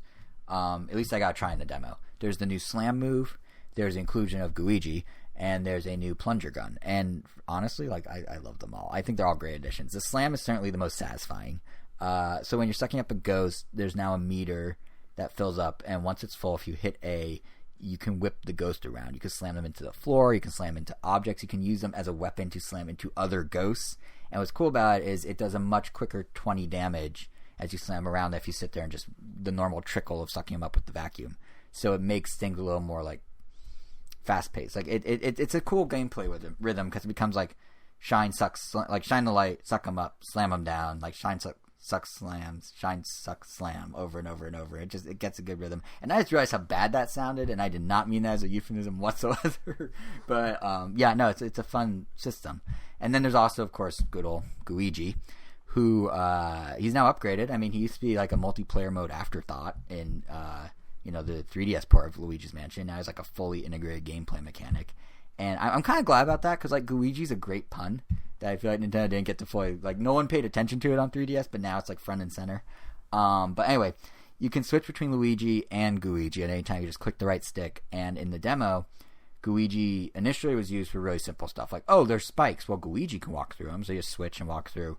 But by the end of the demo, like, you need to start going back and forth between them because you'd have Luigi take an action, and then if you switch, you'll hold that action, and that can influence what Luigi can then do, and then you go back to Luigi, and you kind of do this back and forth thing that adds an extra layer to the puzzles that I imagine as we go through the real game when it comes out is going to be really cool and interesting. And plus, it means you basically have co-op anytime you want because you can just have one person control Luigi and one person control Luigi. And then that brings us to the final new mechanic, which fittingly is kind of a mix of the other two. So it's got the puzzle-solving stuff of Luigi, it's got the fighting stuff of the slam move, and that is the new plunger gun. So basically, you can shoot a plunger with a rope attached to it at anything, and then suck that rope back up with the vacuum. So in the demo, you used it to do things like rip lids off sideways barrels, and that's how you found a key to get to a door. Or like during the boss fight, that armor-clad ghost, you first, in order to defeat him, you first have to hit him with a plunger, then you pull the armor off, then you suck him up. And it's just kind of, it changes up the rhythm a bit. And it was actually the ghost battle that really gave me the most hope for Luigi's Mansion 3. Like I was saying to you, it felt more inspired. It was just really cool. Like it sounded like that was a good demonstration of Next Level Games kind of getting some of the criticism, and like they admitted to it in interviews and talked about it on Treehouse Live and stuff that, people missed the unique ghost. They missed the personality of Luigi's Mansion 1. They're now trying to bring that back, and they're also bringing back the more open floor plan. It's going to be more exploratory. So Dark Moon was very mission focused, which I think at the time... Makes sense. I mean, yeah. It was a handheld game. Yeah, like at the time, I think we both were like, hey, you're playing it on 3DS, you want bite-sized nuggets of the mansion. You don't want to have to be like, where was I again? I just got off the bus. I mean, it was a fine game. It's not like... Yeah, no, I thought it was a terrible game. It just wasn't a... It wasn't a full Luigi's Mansion. Yeah. It was like, but now they're going back to the open floor plan. The only thing is you go floor by floor in the hotel, and you can unlock you collect elevator buttons to open new floors. But really, that's no different than when you unlock the second floor in the mansion. I would have loved it if they called this game Luigi's Mansion 2, just because the second one was just so different. Or they could have called it Luigi's Mansion. I don't know why they're not Luigi's Mansion. TOO? Luigi's Mansion 3, Dark Moon 2. I don't know why they didn't just call it Hotel Luigi. We have a Hotel Mario. It's a hotel with Luigi. Yeah. Like, missed opportunity. Apparently, someone asked the developers, and they're like, but it's still Luigi's Mansion, so no. But yeah, I think the big open floor plan's a plus. Like I'm excited for that, and then at the same time, it does have a bunch of Dark Moon's actual cool stuff. So the Scare Scraper is back. It's going to support up to 8 people online with voice chat. Which it has Polterprop, it has Luigi. Like, it all just feels like kind of the perfect mashup of the past 2 entries. And now all we need is a release date. All Nintendo's saying is 2019. I feel like, they have their October wide open. It'd be a great Halloween release. So, I'm just saying, Nintendo, like, it markets itself if you do it for Halloween. But anyway, so that's Luigi's Mansion. The month before my dream Halloween release of it, there is, however, a different game coming out, which is my runner-up for game of E3, and that is The Legend of Zelda Link's Awakening. This, too, was a game that you somehow didn't demo. I know, because of the whole line thing. But listen, I can reassure you on this one. I was saying this before, but if you played a classic Zelda, if you've played Link's Awakening, you basically know what you're getting into. Like, since it's a remake, you can literally just go play Link's Awakening on your Game Boy and be like, oh, it's that, but prettier. And you kind of have a sense of it. I mean, there's some modernizations in there, to be fair. Like, you can now equip items with the extra face buttons. It has analog control. Link still seems kind of locked to 8 directions. If you want to play hardcore mode, play it on a Game Boy. Correct. Yeah. But yeah, and like Link does have limits of moving in 8 directions, but that's still more than the directions in the Game Boy one. And actually what's kind of interesting is even the enemies now can move in 8 directions too. It used to be in the Game Boy one you could only go in straight lines, but now they can go any which way. Plus, little quality of life improvements. Like, you can pin stuff on the map. So yeah, it is kind of an easier one. But what's great about Link's Awakening is how it looks and how it feels. Like, I mean, I should be transparent here, actually. I was sold on the game as soon as the original teaser came out. Anyone that listened to that episode in March or February knows I was like, oh my god, this is great. And you're like, it's whatever. And I'm like, no, this is great. And I was like super into it. Like, I pre-ordered the special Dreamers edition that they announced while standing in line to try the game. 2 people away from getting to play it, I saw it go up. I'm like, I'm buying this. Yeah, and I just immediately pre-ordered it. Yeah, even with all that, I was still kind of blown away by the visual effects in person. I mean, there's just something about having it in front of you on a big HD TV, like the tilt shift effect with the edges of the screen blurred, the whole like plasticky sheen it has on all the characters and objects. Like, it really does feel like you're playing a little toy diorama, and it does such a good job of capturing that look and feel. And like Nintendo went all in on embracing that, because the the idea is you're playing a little diorama. So what better way to augment the demo units than on the demo stations themselves have physical miniature dioramas inspired by the game that look just like the game. Like, the game looked like the dioramas look like the game. It was super cool. And it just feels good. Like, it just feels right. Like, I think it works in the game's favor that's a remake of such a classic Zelda, because, when you look at something like Breath of the Wild, we haven't had an old school quote-unquote Zelda in a while now. Breath of the Wild was 2016. This is coming out 2019. Before that, it was Skyward Sword, which also isn't exactly a traditional Zelda. It's like the last like normal Zelda, if you will. I guess you could say Skyward Sword, but it really was like Twilight Princess or something. So it was kind of nice to. It almost feels like a return to forgotten form of the genre of the game in a way. And the way they did the demo, you basically had 15 minutes to do whatever you wanted. You can hang out in town, you go explore the woods, you could go get your sword, whatever. And it was sort of the same freedom that they gave in the Breath of the Wild demo back in 2016, except it's a smaller game, so it's about 5 minutes shorter. But it kind of served as a nice contrast of the different gameplay styles that Zelda now has, because you had the exact same demo premise to do what you want, but one was just like, oh, this is classic Zelda, and one was, this is something new. And it was nice to have the, like, this type of Zelda feels fresh in a way, so that's kind of nice. One thing Nintendo wasn't demoing that I would love to try is the new Dungeon Creator. So basically, as you go through the game, you'll unlock individual rooms, or chambers as Nintendo's calling them, and they can then be strung together to create these custom dungeons. And Dampe, the graveyard keeper in Ocarina, he kind of acts as the host of this whole thing and provides you with challenges to complete within the dungeons. But the sequence of events you go through in those dungeons is entirely up to you, because you're stringing them together. You're unlocking chambers, configuring the chambers, and kind of making these dungeons your own. And to me, like, that sounds very much like a dry run for an eventual Zelda maker, right? Like, first you need to see how you make the rooms go together. Once you figure out how to do that, you can go full Mario Maker and let you design each room, Like, this feels like it's like prototyping or something for it. And I would be down for a Zelda maker. Again, it's much like Mario Maker. I probably wouldn't build much myself, but I'd be down to have crazy dungeons, like nearly impossible dungeons and stuff to try. Yeah, I definitely wouldn't mind buying the first version of that, and then just seeing what other things people make. Yeah. I mean, it definitely lends itself really nicely, especially with this aesthetic, because it just makes it seem more like plaything. Yeah, so. More like a toy, more like a tool. And to be fair, like even if I'm saying it's kind of like a prototype, like they're not skimping on the mode here in Link's Awakening. I mean, it has things like amiibo support. Any figurine will get you a new chamber, but there's this new and completely adorable Link's Awakening amiibo, which I also pre-ordered in line for the record. And if you tap that, you get to send in a Shadow Link into your custom dungeon, and you have to kind of chase him around and defeat him and whatnot. And if you defeat him, you get items and rupees and all sorts of stuff. So it's like a cool little secondary mode within the dungeons on top of Dante's own challenges. So they're putting some thought into this for sure. But speaking of physical things, so I mentioned I pre-ordered Dreamers Edition, right? Mm-hmm. And that's cool because like $10 more than the standard price, you get an art book. However, it was then announced in Europe that they're getting a much cooler limited edition. It's not only the art book and the game, but it comes with a steelbook case that looks like a Game Boy running the original game, which is just kind of neat. And it immediately makes our special edition feel ever so slightly lacking. And like, I don't know what's going on with NOA lately, but they're kind of just dropping the ball on all this limited edition stuff. I mean, we aren't getting the free stylus with Mario Maker 2. You know, the Switch Online bundle for Mario Maker 2 in Europe comes with an actual stylus. Which almost feels mandatory for this kind of game. It does, especially because Mario Maker 2 will require touch if you play in handheld mode. You can't use buttons in handheld mode, only on the TV. Yikes. Yep. But I'm sure they'll patch that. But they're patching everything in that game now. But yeah, like we're not getting that. And then during E3, Nintendo announced that Astral Chain is getting a collector's edition in Europe because it's a huge art book, soundtrack CD, and art print signed like with a note from the director of the game. And we're getting absolutely none of that. We're just getting the standard game. So what more do we need? I don't know. I mean, personally, I know.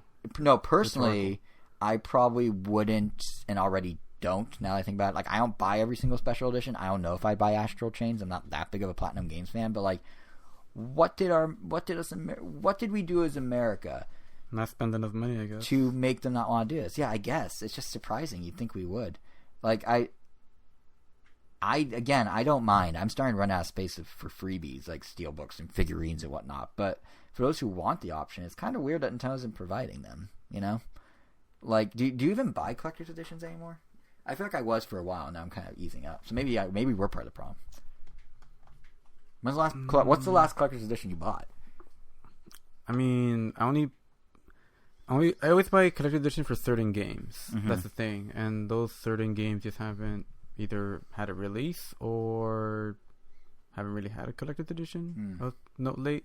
Right. Like the last one I could think of is Smash for Wii U, but that's not even really a collector's edition. They just called it a limited edition. Yeah. Just because it came with the controller and whatnot. You didn't get the steelbook of Ultimate?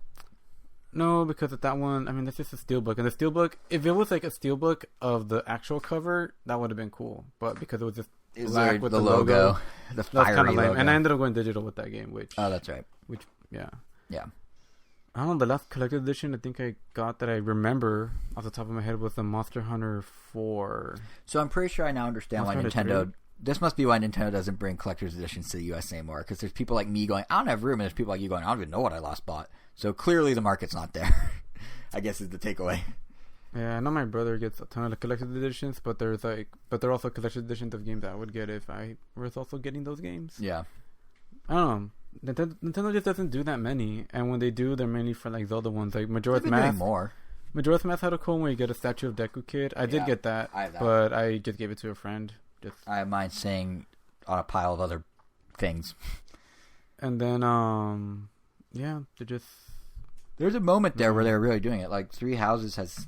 Does Three Houses have something? I don't remember. Well, if we had the ones that other countries got, I would definitely be buying more. Let's just put it that way. So it's a very... Like the one from Metroid 2 or Metroid Samus Returns, the one that we didn't get. We just got just got the soundtrack. Yeah, so I ended up not even getting it. Like I got the soundtrack. Like I just didn't even care, and it's still like every once in a while when I go to Best Buy, and I mean like last week, like I still see the game with the music, with the soundtrack and everything. So it's like, hold on, you didn't buy the whole game because like the soundtrack isn't enough of an extra? No, like I was already unmotivated to get the game, so even the extras didn't even push me to be like, oh, I should just get it, just have the collectibles. But if we got what Europe or whatever other country got for that game. Like, they got a ton. So basically, to further whittle down Nintendo's decision, this seems to be very much a chicken and the egg problem. Like, is the problem no one's buying them because they're not good enough, or are they not selling because no one wants them? Like, how do you determine which it is? Nintendo just do what Europe's doing and we'll tell you. Nintendo rarely did to begin with. When they did, they always skimped here. Because from my knowledge, it always felt like other countries had it better. They've definitely done more this generation than they have ever before. You say as this literally happens right now. But we're still getting something. That's better than that's literally what you don't want to say. My point is, at least we're getting something. No, my point is we used to get nothing. Now we're getting something, but it's not as good as something. No, that's what it's always been that case. We always, if we get something, it's always not as good as something. Which is lame. That's why, like, all we ever get to say is just, at least we got something. Yeah. If that. At least we got something, the Jason Reckman story. But, yeah, I don't know. I mean, it's a weird move they're doing. But I guess we'll see. Maybe demand will increase. Actually, this is a lazy transition, but I'm doing it. Speaking of weird decisions, let's talk about our next game. Pokemon Sword and Shield. So, this was the very first game I got in line for at E3. And again, I'm now realizing you didn't play this one either. But this is the very first game I got. No reason to play it. Well, that's why I learned. Because, like, I didn't get a Warp Pipe Pass. They sold out for Sword and Shield. So I didn't know what to expect from the demo. But I imagined, Nintendo's going to be showing off the cool new thing. Wild Area. It's big, it's new, it's different.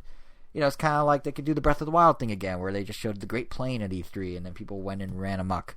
So imagine my surprise when, after staying in line for an hour, after immediately going and not looking at the demo, just going straight into the line for a demo. Imagine my surprise when I get whisked into the very cool water gym set they had, which was very nice, and I end up demoing a standard Pokemon gym. Like, it wasn't anything special. Like, that's not to say it wasn't good. I just wasn't expecting it. Like, yeah, when I thought that you were just finding a gym, it made me even happier. Like, well, that's even less reason for me to want to get in. Because I don't want to have to beat the gym leader again. Yeah, let me just say I'm glad I did it during press hours when the line was shorter, because I was like, oh. But yeah, basically the demo had you go. You take turns picking an attack. Yeah, no, like depending the demo, on the element, you do more damage to the other Pokemon. Literally, and then they send out another Pokemon, and then once you've defeated all three, then it's over. And don't forget the light puzzle solving elements as you walk through the gym. That's a key part, because in this one, the demo was you had to flip switches, and that started and stopped water flows, and those water flows were the puzzle. Oh man! Just when we thought they were getting crazy with conveyor belts and teleporters, and now then you got and then you faced off with a few of the lower level trainers, and then before you know it, you're at new fan art favorite Nissa, and you're fighting her. But yeah, it all looked and felt how you'd expect. Like, the game looks very nice and crisp. The battles play out with, like, a very clean new UI. It has this handy thing. I think other Pokemon have done this, but you press Y and there's a little cheat sheet of what the move does, what it's good against. You can read your opponent Pokemon's stats. A newer thing, because I know after the first hit or after the first encounter with a Pokemon, after that it always tells you, like, oh, this is the move that's super effective against it. Yeah, but now it's just here at Y. Like, it's not in your face in the way it was for Let's Go, where it's constantly there, but a tap of Y and it's there. And they did manage to sneak in a couple new Pokemon into the demo, including that electric corgi Yamper, who, interesting thing about Yamper, he has a special skill where if you play, like, against wild Pokemon and you try and catch them and fail, he can retrieve your Pokeball. So you actually don't lose a Pokeball. For you, he is. No, I know, yeah. For me, it's great. But you know what's funny about Yamper is, so I was playing the demo, because I beeline straight to this. Nintendo was upstairs in the booth showing off Treehouse Live, like doing the demo on Treehouse Live. So I actually didn't know Yamper existed until I just happened to stumble across him in the demo. Like, I was switching Pokemon in my party. I was like, oh, do I have 6 Pokemon? Yeah, go ahead and check him out. And I opened it, I'm like, what is this guy? And who's this other one? And the demo attendant's like, yeah, he just discovered some Pokemon. I'm like, oh, that's kind of cool. That must be what it's like to, like, discover a new Pokemon. Like, I've never had that experience where they're just kind of there. Like, usually they're in in media in some ways. That was kind of cool. But really, the demo as a whole just kind of felt like a throwback to my original concern about Sword and Shield. Like, it all felt too same and similar, because what they showed was basically what we've all played in every Pokemon game. Like, it didn't demonstrate any of the free-range camera movement or the idea of Pokemon wandering in the wild. Like, the only new thing it had was the Dynamax battle mechanic, which I will admit, it was pretty great in action. Like, it doesn't drastically alter any real battle strategies in the demo. I mean, obviously, not that I expect it to. The demo is always, like, the easiest battles. But it sure did look nice. Like, it's a lot flashier than I expected. The attack animations are more elaborate. There's these very nice little particle effects flying around. What? So like a Z. Yeah, it's kind of like Z-Move-esque. It had a lot of pizzazz. It did take longer to perform every move when it's Dynamax because there's these huge buildups of animations. So I imagine if you so it's like if you don't like animations, and if you don't like animations, if you skip the animations, hopefully you can skip these too because it takes a while. But it did feel like more significant. It had more oomph, like a Z move, like anything like that. But I think it being in HD made it feel even more like elaborate. So yeah, that's what was shown. That was literally it. But the thing is, the bigger impact on the Pokemon fan base than this demo was what Game Freak was saying during E3, opposed to what they're showing during E3. Namely, that they are leaving out a lot of stuff from Sword and Shield. First, to kind of close the loop on our discussion last episode, they did say that Z-Moves and Mega Evolutions are officially out. Like, they're not in the game whatsoever. It's all about Dynamax now. But then on top of that, and bigger than that, arguably, is the decision to not include every Pokemon in the game, not even in the post-game. Which, I feel like both of these are kind of a shot across your bow. Like, you play the game for the battles, you play the game for the competition and the strategy and all that, and they're kind of like, we're taking out like 2/3 of it. Like, what do you make of all this? I don't know, it's exciting. You like the reset? Yeah, I love it. Because, like, one thing, like, yeah, it's great that you keep adding mechanics on, and they could have just added Dynamax and be done with it. And, I mean, just ignoring, like, the sheer amount of work they have to do to get all these Pokemon potentially in there, like, yeah. It makes sense that, like, we would hit, like, a point where they wouldn't be able to add them all. Like, it's just not realistic. Then maybe this is the period where it's just not realistic for them to add any more than these, maybe, like, 200-300 out of, like, the almost 900.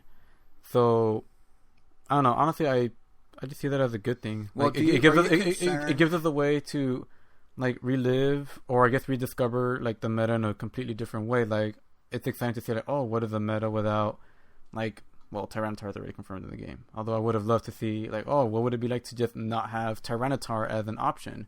Like, how do people go around that? We have to discover these new Pokemon, and then eventually, like, it's a given that maybe in the next game or the 2-3 generations from now, we would have all 800 in. And even more by then, because they're not going to not add these Pokemon in at some point. But may not be this game. To play devil's advocate, because I agree that people are overreacting. Because, I mean, it's interesting because... Yeah, like, sure, like, I love that I had this Chatot since, like, Diamond and Pearl. Like, literally that same Chatot from the DS game. Transferred all over up until my Sun and Moon. Like, he's still there. Salty Mike. And Salty Joe. There's two of them. But, like, I mean, there's a good chance Chatot might not even be transferable to this game. Like, yeah, probably not. Yeah, that might bum me out a little bit, but eventually I'll be able to. Like, I feel like... Yeah. I feel... I'm confident that I'll be able to eventually, and for now, I don't mind just discovering a new simplified meta. Let me devil's advocate this, because I agree that people it puts everybody on the same playing field. Like, I haven't really been keeping up with Ultra Sun and Ultra Shield, Ultra Sun and Ultra Moon, and some of the crazy Ultra Boost mechanics those introduced, so it gives everyone a nice reset. So I'm a devil's advocate this. Because, let me explain why. I agree that I think people are reacting. I think, before I devil's advocate, I think part of the problem is Game Freak doesn't owe anyone anything, but people feel like they're owed it. Like Game Freak, to their credit, they're adding a lot of stuff outside of the area of battles. Like, there's the wild area, there's max raids with online support, there's Dynamax, there's a bunch of Pokemon HD for first time, there's a bunch of new Pokemon, at least 71 according to Masuda. Like, there's even a lot of the old ones got new animations, exactly, which already would make the Pokemon that they have to, I don't know, I feel like if anyone thought about it for a while, or at least rational about it, like, they would see that it's ridiculous to even... No, I think part of the problem is, like, so in all these interviews, Masuda's saying and Game Freak's saying that, like, it's a lot, like you were saying, it's a lot of work. 800 Pokemon, that's crazy. And, like, they're doing this other stuff. They have to balance all these Pokemon. They just don't have enough manpower. And to your point, that's, it's their priorities. It's their game. As a developer, they seem more interested in exploring the mechanics outside of battle. It's kind of like almost a Let's Go 2.0 in a way. Like, they're just definitely more core Pokemon, but they're still like, oh, what can we do besides battles that's exciting to the core fans? And they're kind of like, some aspects of what some fans want in battle fall to the wayside. And from the Game Freak perspective, from your perspective, like, I get it. Like, they technically owe us nothing. That's fine. But, I think part of the problem is, and you sort of mentioned it when you were like, oh, if I can't take my Chatot over, that's kind of sad. I think the problem is they sort of muddied their message a bit. Because, like, Pokemon's always been focused on the idea of gotta catch them all. And the games for years has supported this idea of being able to transfer your old Pokemon, be it, by linking games or through something like Pokemon Bank. And then, fast forward to 2 weeks before E3 this year, and they're hyping up Pokemon Home, which is this idea about having all your Pokemon in one place. You're able to connect Pokemon Go. You're able to connect Sword and Shield. It's all transferred. They kept, emphasizing it's all your Pokemon in one place. So to now be like, JK, you can't import all your Pokemon into Sword and Shield. Did we say all? We just meant the ones that are already there. Like, I get the frustration that comes around that because it's a mixed message. And the mixed message has, like, the worst possible outcome for fans who were hoping to get all that stuff. But I don't think the reaction that people are having is fair, really. Because, like I was saying, it's their game. They do what they want. They owe us nothing. But I think people that are, like, dislike bombing it to the point of, like, 71,000 dislikes on a Treehouse Live segment about Pokemon versus 19,000 likes. Like, there's a hashtag, the Bring Back National Dex hashtag. Like, I think all that. I think there's this fervor around it that Game Freak's making this drastic mistake. And I think on some level, you're right. Like, it'll be back eventually. But to play devil's advocate, what I was going to say before is like, yeah, it'll be back eventually. But what are you doing in the meantime? Some Pokemon fans like, yeah, I like buying every I want $60 down to do what I've done in past Pokemon, as theoretically promised by Pokemon Home, letting me transfer my Pokemon over, quote unquote. And now I'm being told, okay, when I spend $180, 3 games, and buy all 3 games, then I can do it. Or I have to wait 3 years to be able to do it. I could see why they'd be a little upset, but I think the reaction is not in proportion, Yeah. I do think there's one competitive angle that I kind of understand. Not even Yokai Watch is bringing other Yokai back. I know, because no one talks about Yokai. Yeah, I know. But I think the only thing I do understand, even on the competitive scene, is people are like, hey, I have 800 Pokemon, and every year, like you were making this point last episode, the first year of the tournaments, they do the new mechanic. Then they bring back the old mechanic. Then they bring back the old Pokemon. Like, it's it's like a 3-step process with the game you own where they slowly ease in all the new stuff. It's kind of hard to do that when there's no stuff to ease in because it's all gone. So, like, in terms of variety, in terms of team building, in tournaments, correct me if I'm wrong, you're more in this world than I am, but I would imagine people feel like they lost a lot of, I wouldn't say depth, but they lost variety. Because, like, you're going to build a team for 1 year, and that team now applies to year 2 and year 3 because there's no mechanic changes because it's all just there day 1. Right? Potentially. I mean, they release new Pokemon about, like, every year or two. Mm-hmm. Which is... But now you have to pay money to get the features back versus they were there to begin with. You just had to unlock them post-game. I mean, maybe they shouldn't bring them back. Maybe they should just come up with hard something reset. else. Yeah, maybe.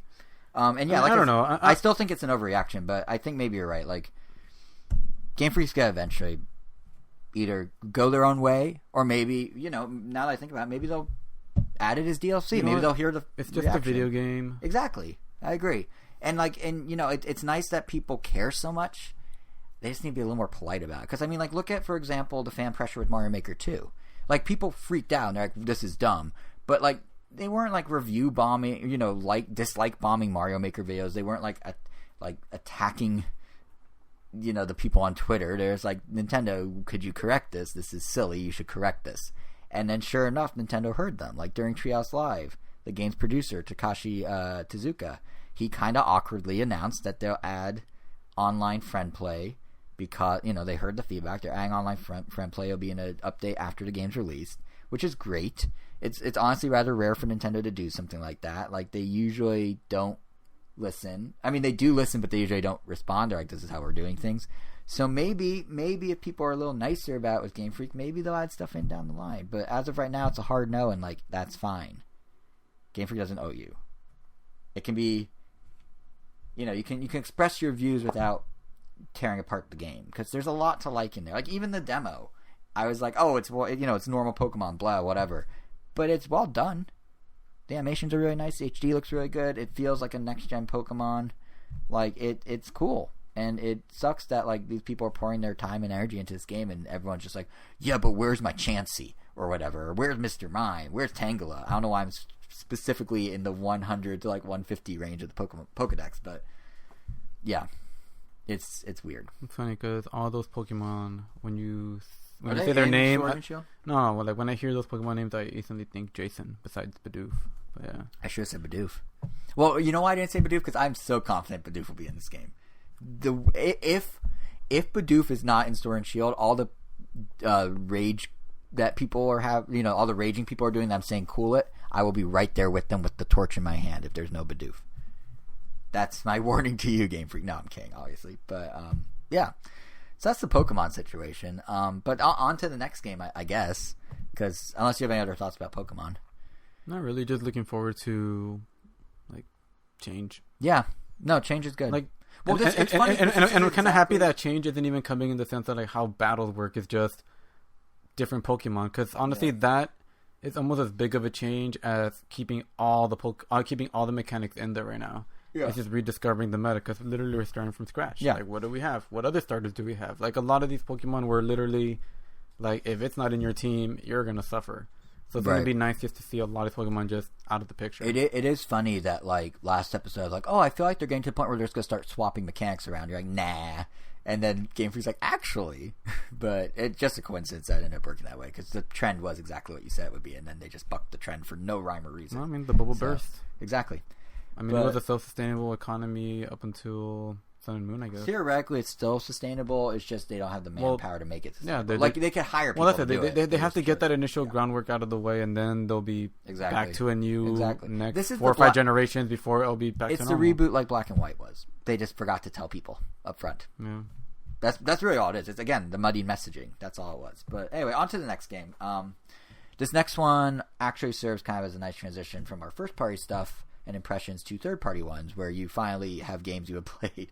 But because technically this is the last one that I think is just me. Technically, Marvel Ultimate Alliance 3, which I'm about to talk about, is a first-party game. Nintendo's funding it. Nintendo's publishing it. But it's also kind of not because it's Team Ninja and Tecmo Koei that are behind the wheel, and it's a franchise that's actually from Activision originally and is run by Marvel Games, but Nintendo's publishing it. So it's kind of like second-party? I don't know. But whatever you want to call it, what I can tell you is that if you enjoyed the previous ones, you're in for a treat. Like, I mean, the demo at E3 was really simple. You basically just fought some waves of enemies and then a slightly bigger wave of enemies. There's no boss fight or anything. But what became immediately apparent to me is how, like, perfect this is for Switch. I mean, first of all, there's the fact that single-screen co-op. You can do combined attacks. The controls are intuitive. You can hop in and hop out. You can quite frequently change characters. They had 10 in the demo. The final game will have over 30. And then there's more coming DLC packs. They announced at E3 you'll be able to buy a season pass that gets you, I think, 3 different packs. It's like Marvel Knights, X-Men, Fantastic Four, something like that. But even the fact that, like, you know, all these characters, they're baked in day one. There's more coming later. All these characters, the fact that they're so recognizable makes this just like a really good co-op game because it's just that much more accessible. Like if you bust this out at a party or a game night and you can jump in and it's really easy to get the hang of the controls and you're all on one screen and you're like, I'm Captain Marvel, I'm Groot, or whatever. Groot's not playable. That's really accessible in a way that, you know, some games aren't. So I think that's a huge plus for it. And also, like, I know they're all in the same universe anyway, but I do think the way our broader pop culture has split up Marvel, you know, Deadpool is one thing, Avengers is one thing, X-Men's one thing, the Netflix shows with Defenders are their own thing. Like, having them come together in such a direct way in the game is going to be a huge draw to casual folk, in my opinion. Like, it's, you know, it's that familiarity that's going to really get this to be popular beyond just, like, the core gamer set. Because even in the demo, it was cool and probably very intentional how, like, you know, you're playing as most of the Avengers, and then there's Wolverine, and you're going through a level it's heavily referencing the Defenders. You talk to Jessica Jones, Iron Fist pops up, and it's just like all these check boxes they're hitting of like, oh, the Netflix show's done, the movie's done, X-Men done. Like it feels like it's like a crossover, even though it's not. And with this series being so, I guess, approachable, I want to say just to general audiences, I feel like it could definitely help out. Yeah, totally. And the gameplay is accessible. Like, that's what's nice about it. Like, attacks are just a few different button presses. You move as a pack. It's all that good stuff that makes the game accessible.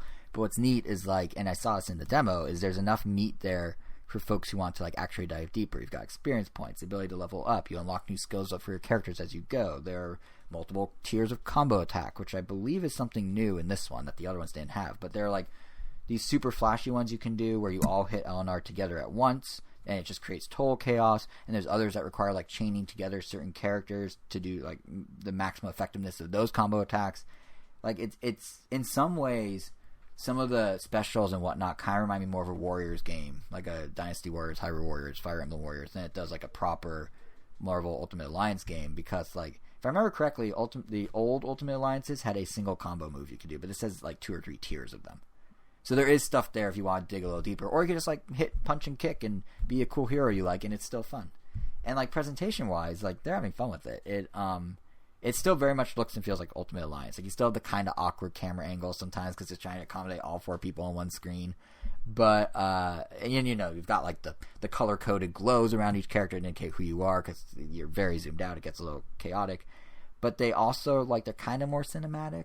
There's one part that was actually really cool in the demo where the camera swings into a full 2D side scroller and you're basically playing like a 90s Marvel beat 'em up. And then the camera pans back into 3D. So I thought that was kind of a neat thing. And like the cell shaded look works really well for it. Like especially in comparison with. Kind of remind me of Disney Infinity toys. It does have that sort of like big body, small leg situation, for lack of a better term. But I think what's actually interesting is how it contrasts with Square Enix's big Avengers game they announced at E3. Because like that is way more graphically powerful. But I don't know. Like, I kind of prefer the comic book cartoony look that Ultimate Alliance 3 has. Like, I feel like it fits it better in a way. And honestly, that's one nice thing Ultimate Alliance 3 is going for it. Is, and this is a point that Go Nintendo also made that I'm sort of stealing. They made this the other day. But the reaction to Square Enix's Avengers was kind of meh to negative, depending on who you talk to. Which is only helping Nintendo and Ultimate Alliance. Because, like, Ultimate Alliance basically got this huge signal boost by being the other Marvel team-up game, one that happens to like actually have a positive response. So anyone that's, you know, like, oh, Avengers is kind of lame, but wait a minute, what's this other bigger crossover? That's kind of cool. So it worked well for Nintendo, and I mean, I was very pleasantly surprised by it. I demoed it 3 times. Twice at E3, once at one of the Best Buy Early Access events Nintendo did, which, by the way, those were really nice. Like, Nintendo needs to do small-scale ones like that. I just walked in and played, and then they gave me a bunch of swag. And then I left. Wow. It was great. I waited, like, no more than 2 minutes. They gave a keychain, and they gave, like, sunglasses and a lanyard and a pen and all this other stuff, and they were very friendly, and they were actually telling me things about the demo that even I didn't know at E3 when I played it. Like, there's layers to this thing, so yeah, it's cool. I'm surprisingly into it more than I thought I would be. Like, it just looks and feels great. I think you it'd be feel really, like you're gonna jump the gun. I think I'm gonna jump the gun when I'm somehow getting it early. I think I'm gonna get it if I can guarantee that people play it with, because it's definitely a co-op thing. Like, I played one of the times I did the demo, it was just me and the demo attendant, and it was okay. But the other times it was like multiple people, and that's when it really shines. But that bond though, I mean, that bond lasts forever. Been, like, super unbreakable after that. I know, and I couldn't even tell you their name. But yeah, like I'm jazzed enough about it that like we're gonna do a giveaway for it on our Twitter for some of that swag. I mentioned we got keychains, so like normally what we try and do at E3 after E3 is like all the Nintendo swag, but Nintendo made it a bit difficult this year. Like, you really had to stand in line for a long time just to get a flashlight or a Link's Awakening keychain. So what we do have are 2 metal Ultimate Alliance Switch keychains. Ultimate Alliance are on the front, Switch logo on the back. They're really actually pretty high quality. So stay tuned to the @RoundNintendo Twitter. Sometime this week we're going to tweet out how you can get them. It's probably going to be a retweet thing, so keep an eye out for that. But in the meantime, let's talk about the other half of Nintendo's E3 booth, because I just ran through all the first-party stuff, which somehow you didn't play any of. But there's also all the third-party stuff, which you did play a bunch of, or some of. I think surprisingly, like to me at least, I was kind of surprised that half of the booth was dedicated to mature games. Like, that's not even including the stuff we saw in the Direct. You know, Alien Isolation wasn't there. And Nintendo and video games are a big boy sport, so. Yeah, I know. So much for Nintendo is kiddie. But it's just funny because, like, I was looking around and, you know, I was thinking about the Direct, and we got, like, Alien Isolation, right? And we got Witcher 3 Complete Edition, which, by the way, props to CD Projekt Red for actually putting effort into that thing. Like, besides it just looking surprisingly good, they're paying the extra money to fit it all on a 32 gig cartridge, which most third parties don't do. There's like, no, you'll download the rest, it's fine. Not even Bethesda does it. They're a huge Nintendo supporter, but they're doing it. And then the game, like, it comes with all the DLC, it comes with physical goodies. You'll get a world map, you'll get stickers, you'll get a compendium book. I don't know what that entails, but still, like, that's cool. They're really the compendium. I guess so, but like, they're really going all out. It's really nice to see. And I've heard only good things about Witcher. I mean, you started it recently, didn't you? I did start it recently. Yeah. Well, not on Switch. We should clarify on PS4. But well, yeah. I mean, the Switch version isn't out yet. I love how they're calling it Switcher. That's like the name they've dubbed it. But how is Switcher? Because I know nothing about it. Yeah, like, I mean, like Jason, I've only ever heard good things about it, how long it is, blah blah blah. But I hadn't really played too many games like that. And then I don't know, like after playing The Last of Us, after going through, like, if anything, the closest game to it is probably in playstyle would probably be Breath of the Wild. Right. But from what I've also heard mainly from Elvis is that Breath of the Wild is like very like intro to that kind of gameplay. So like if you played this game, like you might enjoy The Witcher. And I mean, I've played. So it's literally one of those you may also like recommendations on the bottom of a webpage. Yeah. Yeah. I mean, I think I'm maybe like an hour in. It's very visually pretty. Yeah, and that's what's crazy is it looks really good on Switch. Like I was watching some comparison videos, and apparently the resolution's kind of low if you play on handheld, especially. But like, quick glance, it looks shockingly similar. Yeah, we just have to wait to see how it actually runs in person. Exactly. But I don't know. I'm surprised they're gonna be able to fill it onto one disc. I don't know how big the game is, so maybe that's not even that big of a deal. Yeah, it's apparently filling a full 32 gig cartridge. Oh, almost completely. I mean, and if that's included on the DLC, I mean, it'd make for a really good value. I mean, hopefully, I mean, I was at one point I thinking like, oh, I should just get on the Switch when it comes out for that ultimately. Yeah. But then as soon as they announced that, I realized, well, they're probably gonna charge like $30 and up. That's what I'm looking up right now. Oh, they're for sure. They threw in the freebies because it's probably like $40. I'm checking right now. Well, on PSN and I'm assuming also Xbox, it was only $15 with everything. Oh. So yeah, it was kind of a no-brainer right there. Like, why would I pay any more than $15? And I don't know the price. Maybe we don't know yet. Maybe it's a mystery. Available pre-order at select stores. I'm on this. Oh. You know, for all the things I've researched before an episode, how did I miss this one? Yeah. Well, in the end. Here we go. Oh. Everyone, wait with bated breath. Guess. $15? 60. Oh, yikes! I mean, but then again, if you've never played that game, like, yeah, it makes sense. Yeah. But then again, that's also the price they're giving it. They offered it to me. Well, it's very much the situation of Devil May Cry. So they announced the price for Devil May Cry on Switch. You get just the first game. At least this includes all the DLC, right? Exactly. So Devil May Cry on Switch will cost you $30 for just the one game. Or you could get Devil May Cry Trilogy for $20 on the other systems.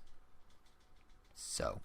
Or no, I'm sorry. I think I got that backwards. I think it's 20 on Switch and 30 on others. Either way, you're paying more than you should in the grand scheme of the fractions. So, yeah. But my broader point about Nintendo and the mature games. Yeah, if you have a PC and Steam, I've heard this game likes to be $5 a lot of times of the year. Because it's like 2 years old, so it makes sense. Yeah. But no, the broader point about Nintendo and like why I brought up Witcher and Alien and all that is like the mature games don't seem like a big deal until you stop and think about it. Because, you know, I was walking around the booth and I was like, there's a lot of, like, this is very un-Nintendo. Like, I mean, it was noticeable enough that someone in the media asked Doug Bowser in an interview a question like, what happened to family-friendly Nintendo?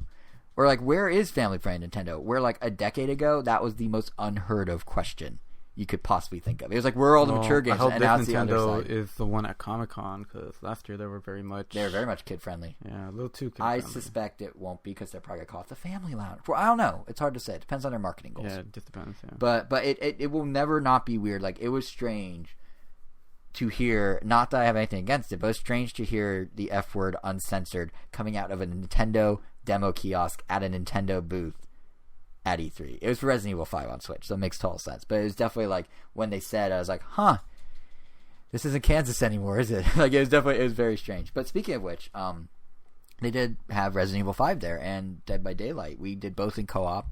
They did a pretty good selection of the like games in the booth, of the mature games. You've experienced these games on other systems. Like, what did you think of the Switch versions? I mean, we're talking about a PS3 game, so yeah. I mean, Resident Evil 5 played just like Resident Evil 5. Complete with the laggy moments, I might add. Yeah, like, because I turned to you at one point, we're playing, I'm like, is it stuttering? You're like, yeah, the original did. Yeah, the original did at some points too. Because, I mean, you could get a lot of people on one screen at once. A lot of NPCs. Yeah. But, I mean, whether it was that bad, I mean, I don't know. I haven't played that game in years. Like, probably almost 8 or 9, if I had to guess. But, anyway, like, I don't know. It's just nice to see it on the Switch. It's such a co-op friendly console. Yeah, it was, and Resident Evil 6 is coming too. Yeah, I mean, both of them, like, really, really fun games.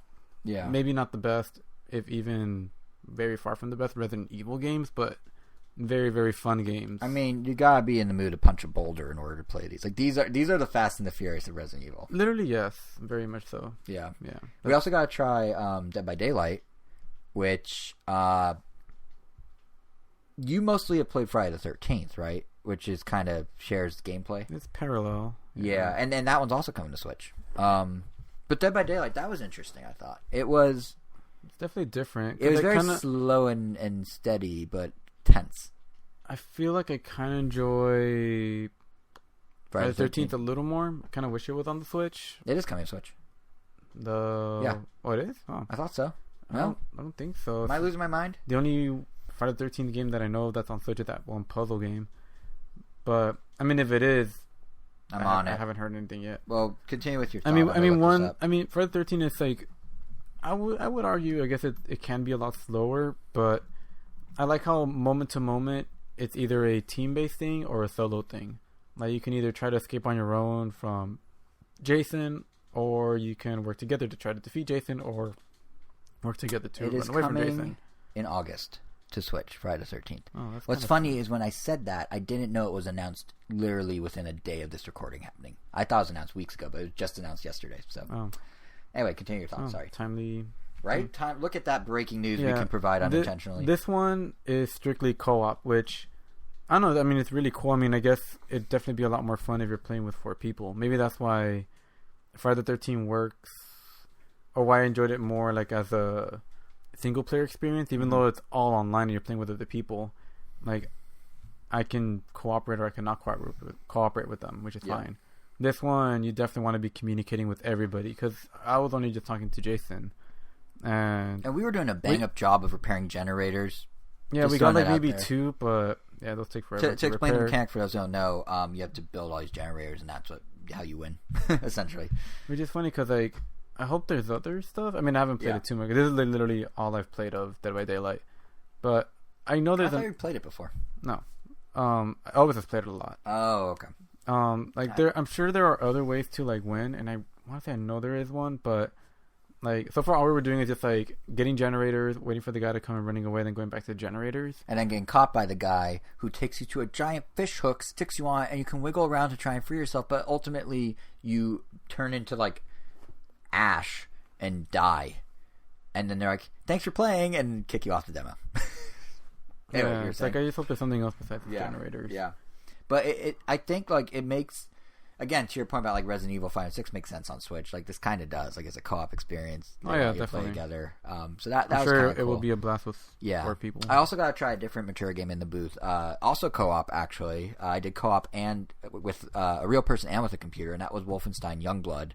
I know it's just as solid as Bethesda's other Switch offerings. Like, the motion controls, they're literally grafted over from Doom and Wolfenstein, which makes sense. And it's funny because of that, like, even in the demo, they had such a robust set of control settings right off the bat, which was like, oh yeah, you guys have done this before. You've been around the block a few times.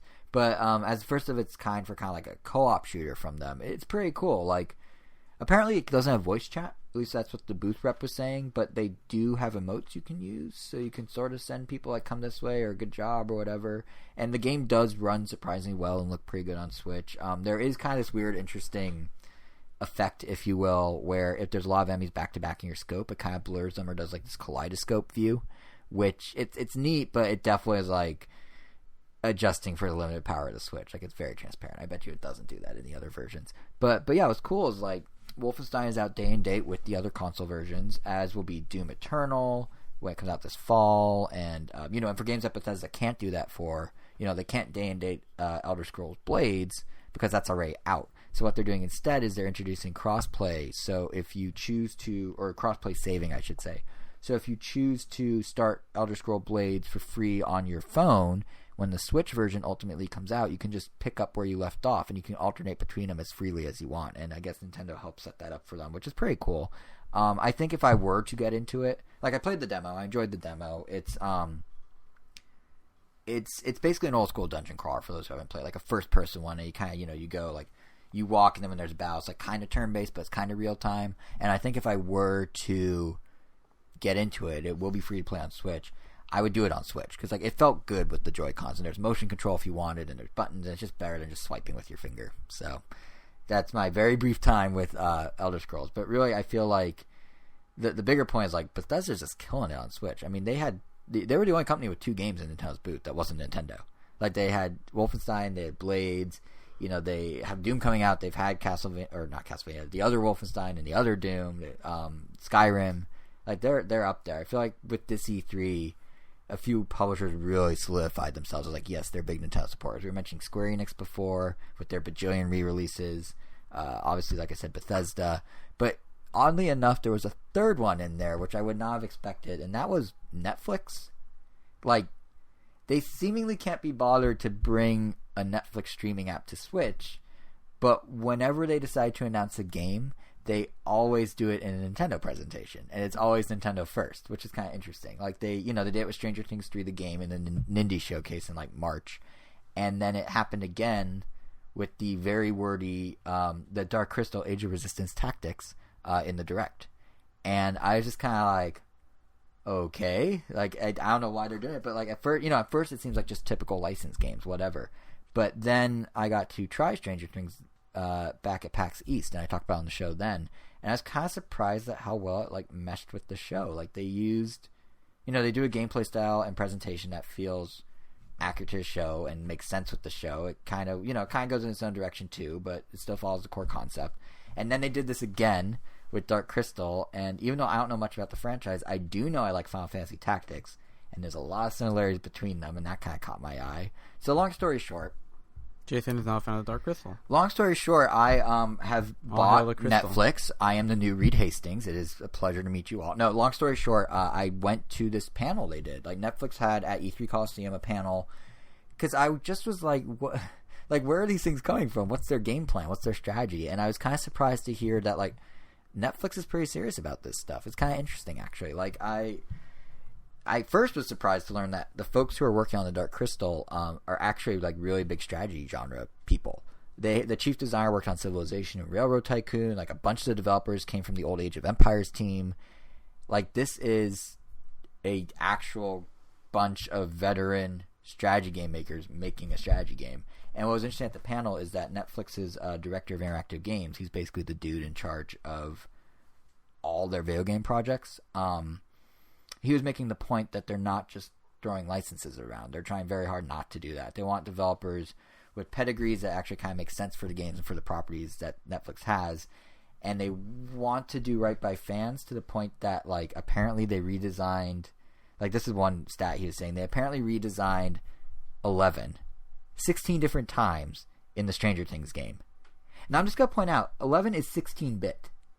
In the Stranger Things game. I don't know how you can figure out how to redesign her 16 different times, but they kept tweaking and adjusting, saying, no, this isn't quite right. We need to do it right, which is like more than you need to do if you're just a crappy license game, So, yeah, and then like obviously, to be fully transparent, there's some layer of PR fluff in any of these events. Like, oh yeah, we care about the gamers. Of course, you guys say that to the gamers, but they also brought along like the writer from Stranger Things, and like the head of digital for Henson, the Jim Henson Company, and they were vouching for these properties and these games and talking about like how well they're being integrated into the games. And I was just kind of like, there's maybe some credibility here. So, they of course announced some typical gimmicky stuff too, like Fortnite's getting a tie-in with Stranger Things. There'll be Stranger Things inside Fortnite.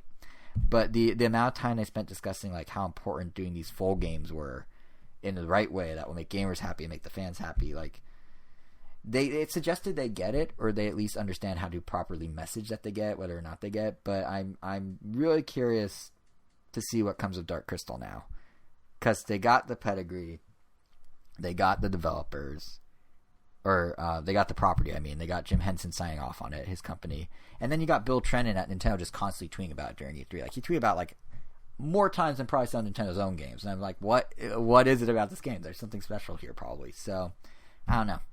I just thought it was interesting that Netflix is like going all in on games now. And somehow Nintendo seems to be tied into it directly. So, just kind of interesting little aside. But it does sort of nicely bridge us into the other third-party stuff we saw at E3. like Nintendo's booth and beyond, because not everything was mature. I mean, Dark Crystal obviously isn't. And there was stuff, in the booth even, like the Switch version of New Super Lucky's Tale, which was really kind of the odd man out in the booth, right? Like, you saw that too, I assume.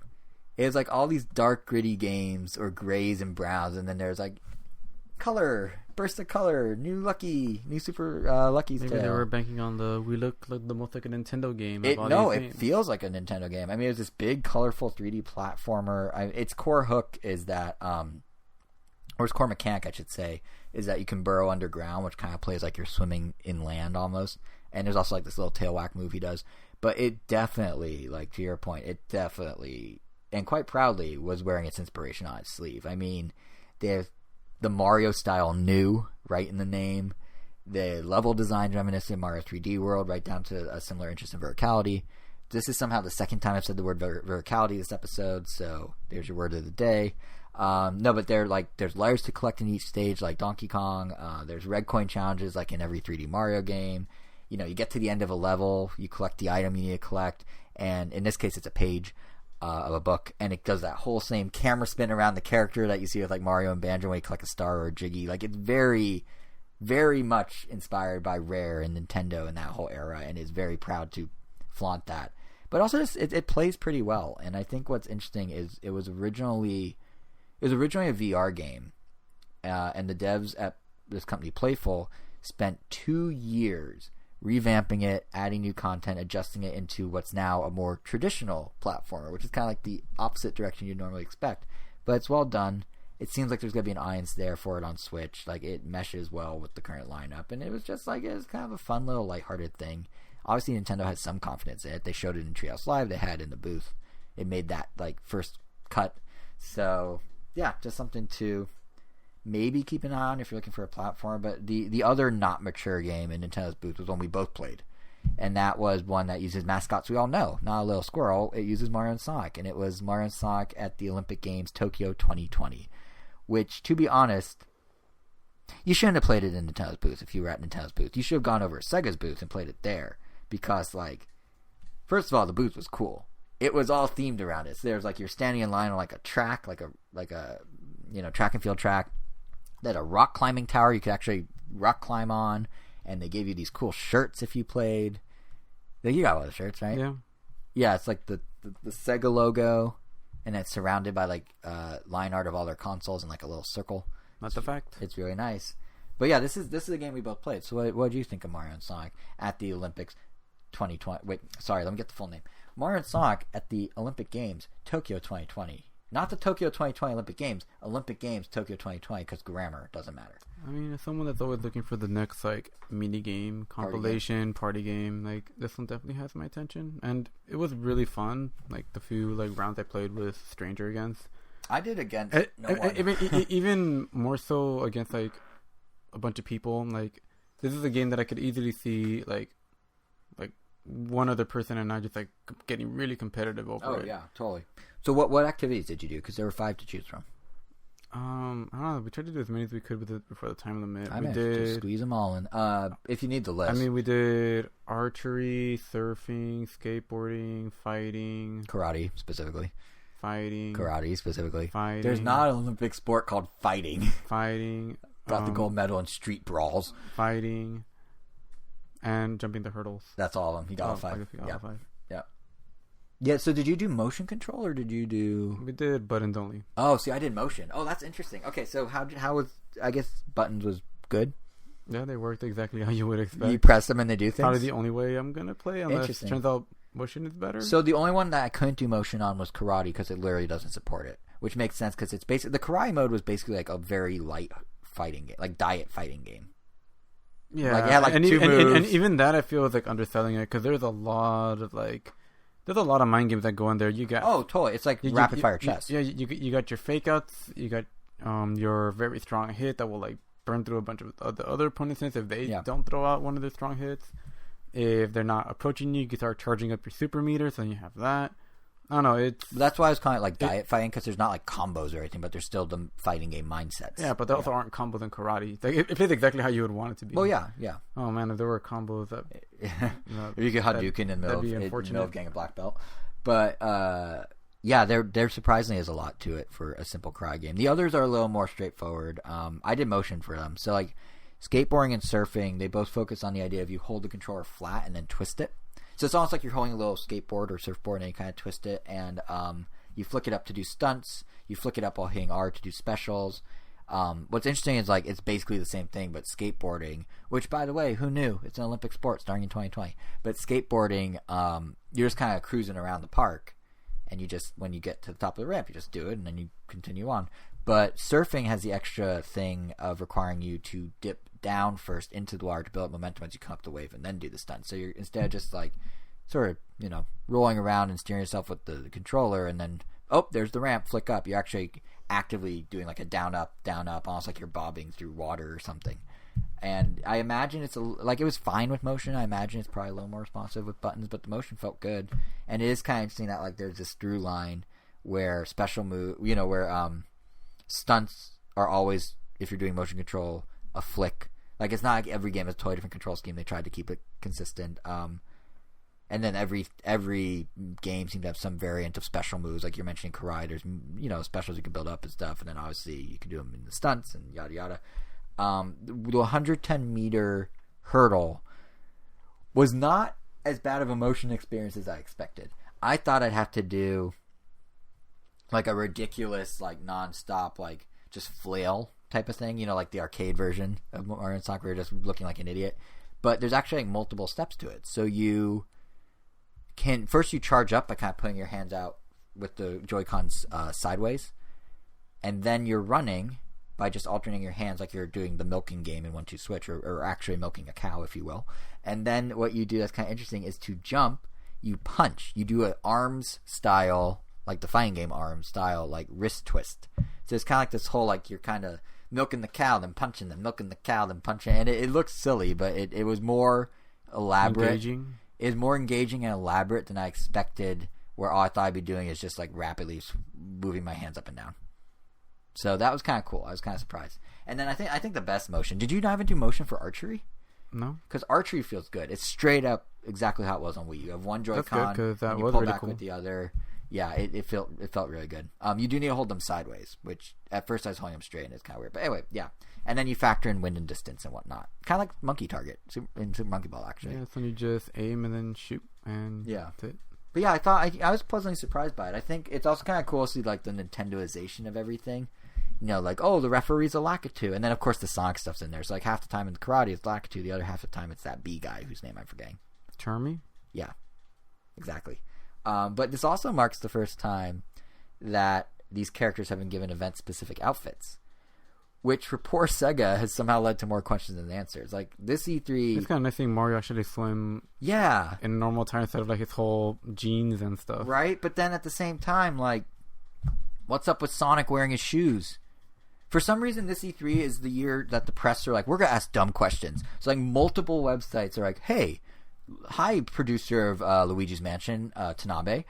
Why is Luigi edible? And if so, what is his texture? The answer, if you're wondering, is he like a gummy. The answer is yes, and he's a gummy, basically.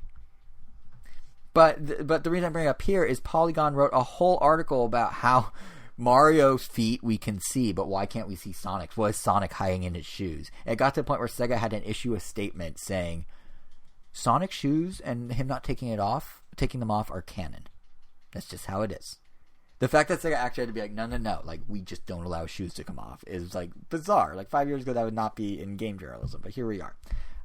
The question that no one's asking, though, that I'm really wondering about is, so the karate mode, right? Everyone's wearing karate robes except Bowser. Why does Bowser get to be naked and no one else gets that privilege?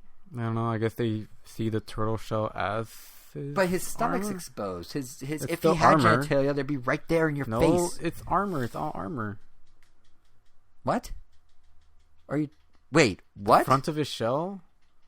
His stomach. He's not wearing armor. Well, yeah, but I mean, you could treat his whole shell as armor, the front and back. I guess it, yeah. I I don't like that excuse, but okay. I mean, it's not a satisfactory answer, but that's pretty much it. I understand it. But it does seem like the more pressing issue is why is Bowser new? I mean, maybe Doug Bowser's just... Maybe that's a weird flex. I don't know. Maybe they didn't... Weird flex, I think the easiest answer is if they just didn't want to bother designing a karate gi to fit Bowser properly. I mean, that's clearly the real answer, yeah. But I was just like... Because they have funny little shoes and stuff, no offense to Karate. Because they would only have to, like... For the most part, almost all the outfits could literally just be like resized to fit everybody. They would have to like Except Bowser, Bowser would have to be custom fit for like every single spike on its back. Listen, with the power of the Switch, you can do that. Well, apparently Sega can't. Yeah. But no, the game was fun. I was pleasantly surprised by it. It was actually pretty cool. Actually, speaking of mascot star vehicles, you got to check out vehicles starring mascots. I am proud of that transition with Crash Team Racing. I did not play this, but you did. Yikes. I'm really proud of that transition. Can I just repeat it? I'm just going to repeat it. Speaking of mascot star vehicles, you got to check out vehicles starring mascots. That's it. I'm done. The podcast is, it's over. It's all over. I'm not topping that. WEIRO_O. And I'm JSR7. We'll see you next. No, but how is Crash Team Racing? Oh. I mean, it's out now, but you played it at E3. Yeah, and at home. I mean, it's fun as I expected it would be. It's fast. I mean, I don't know. What's the mechanic here? What makes it team racing? Because I've actually never played it. There is no team racing. It's all... But it's called Crash... That's just what it's called. So what's its hook? What's its thing? How's it different that from, you're playing as Crash in a racing game. That's it? Yeah. That's Wait, really? Yeah. There's no, like... So the game is... What a lot of people love about it is that it's structured... Basically like Diddy Kong Racing. You have an overworld, you go level to level, you do challenges, fight bosses. I don't know, it's just fun. It's not like other games where you just have to do the Grand Prix. Right. But I mean, mechanically wise, it does a lot of subtle things differently from Mario Kart. See, there it is. So, I knew there were differences. Well, obviously. Yeah. So, I mean, like, they both have drifting. They both have, like, time boosts, like, when you're drifting. Well, I guess it's some Mario Kart, but it's... To me, it feels like you're a little more similar to Mario Kart DS, where you're just kind of active the entire time. Like, you're actively making sure you're always, like, staying at top speed. Right. Well, where staying at top speed, I should say, takes more work than at least the current Mario Kart 8 Deluxe, where you're just kind of going down the straight path. Your items don't really affect Winning you. Backpacks at tournaments, as you did. Yeah, like this one, what I like is that to get your boost from drifts, as you're drifting, there is a meter that fills up pretty quickly on one of the corners of your screen. I think you can change where it is. And every time you press the opposite shoulder button that you weren't using to drift, ideally at the highest point that meter reaches, you'll get a boost, and you could chain those up to 3 times. Mm-hmm.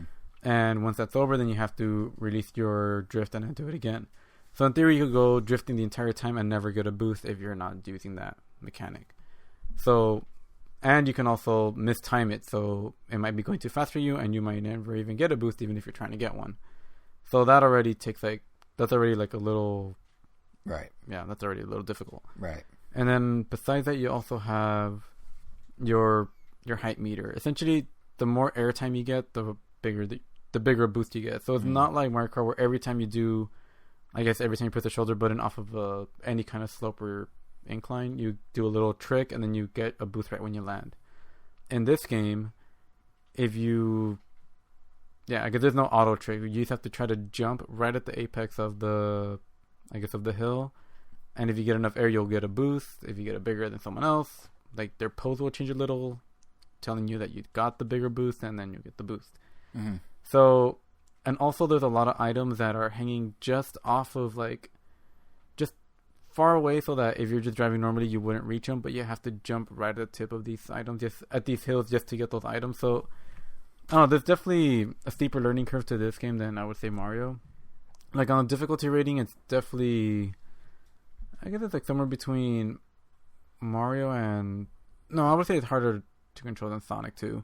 Because even the drifting, it doesn't react the way you would expect it to if you played a bunch of Mario Kart, which I guess happened to me. Yeah, like where as soon as you start drifting, they almost immediately start turning in that direction, as opposed to kind of skidding further along in that direction and then going. So you, at least in the beginning, if you're like me, like you'll run into a ton of walls, like a ton of corners, because you'll think like, oh, the drift will carry me around the corner, but it doesn't. Right. So sometimes you have to, and that's mainly because when you're jumping, because you can short hop in this game, just like in Mario Kart. When you short hop, you have a lot more control in the air, so that when you land, you could already be turning somewhere else immediately. Whereas normally you wouldn't be able to do that. So you'd have to readjust. And at least with their like fruit / coin / ring mechanic that all these games have, when you collect 10 Wumpa fruit, which aren't just straight up scattered all over the map, like sometimes they are, but even then they're pretty scarce. You have to collect these boxes. Sometimes you have to make the choice between getting an item or the Wumpa fruit. Right. Because when you have up to 10, you can only carry max of 10. Right. They do make you slightly faster, but they also upgrade every item you get afterwards. So you get like normally there would be an item that when you run over it, it's like a beaker with chemicals in it. It would make you slip just like a banana peel.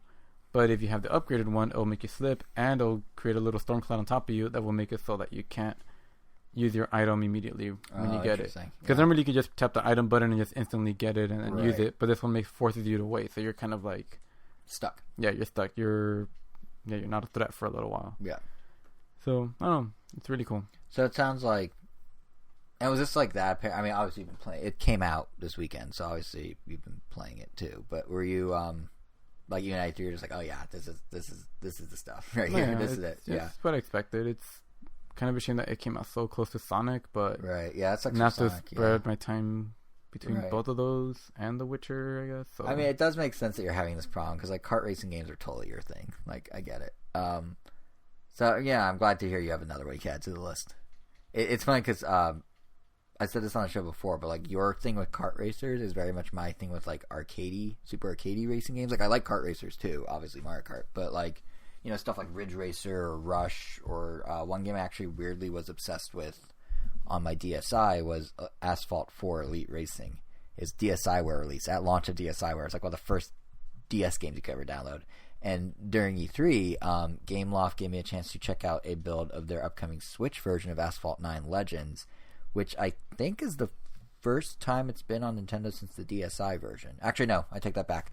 There was a 3DS, Asphalt 3D. But besides, it was either way, it's been a long time since we've had Asphalt on Nintendo. And in the time since, it's won a bunch of awards as a smartphone game. Most recently, it won an award from Apple at WWDC. And now, intriguingly, it's coming to Switch as a free-to-play game. And it's interesting how they're handling it. Because, like, for all the regular stuff you do in Asphalt on other platforms, it's following the same free-to-play model. So, you unlock cards with in-game currency that you can either earn or buy. There's a whole energy system at play. Like, basically, if you played it on your phone, you know what to expect here. That means there's also online races. And because it's free-to-play, it sidesteps the requirement of a Switch Online account. Same way that Fortnite does, which is kind of cool. And you can form, like, these online clubs to unlock things together. And there's, like, something like 58 cars and 70 some odd tracks or something like that. Although when the game first launches, it's going to be slightly behind full parity, but then they plan to catch it up pretty quick. Anyway, the point is, like, they're taking the entire game, they're bringing it to Switch, and then they're laying Switch exclusive stuff on top of that. And this is going to be the first Asphalt game, I think, ever to offer split screen multiplayer for up to 4 people. And here's where it gets interesting. Because, like, dude, no, here's where it gets interesting.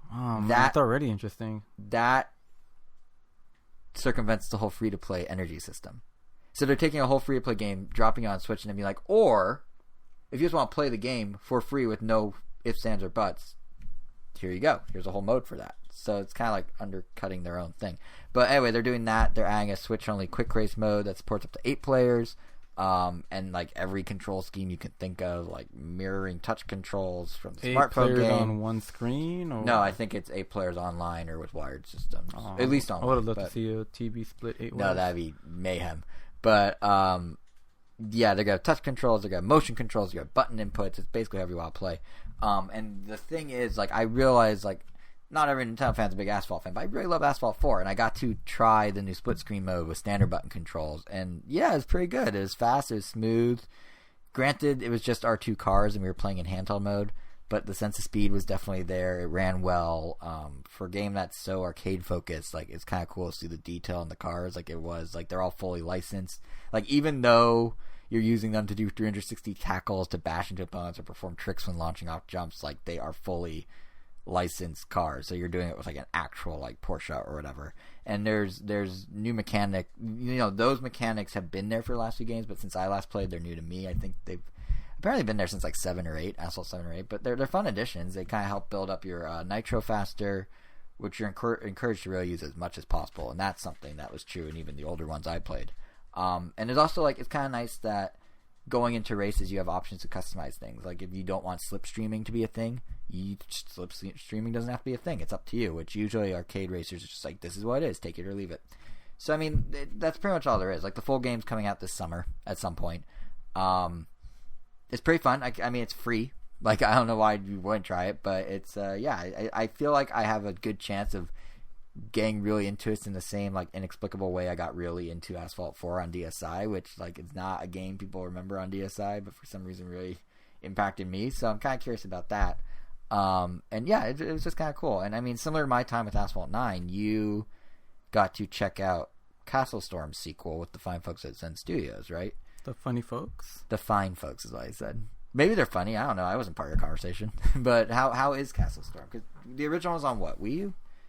Yeah, Wii U. Yeah, and I think you owned it, right? I owned it. It was fun. I was looking for a game comparable to StarCraft, but not like in the sense that like, oh, it has to be top down, it has to be able to control an army. Just some kind of like real-time strategy game that isn't turn-based. You're just kind of going, like, sending little troops out and attacking stuff. And CastleStorm was pretty much exactly that, just designed with like a console around it, which is really great because like they obviously limited how many things you could do, because I mean it's not like you don't have access to the keyboard, but I mean you have a turret that you have full control over at all times, and you're slowly building up your kitchen, your armory, you're sending troops out.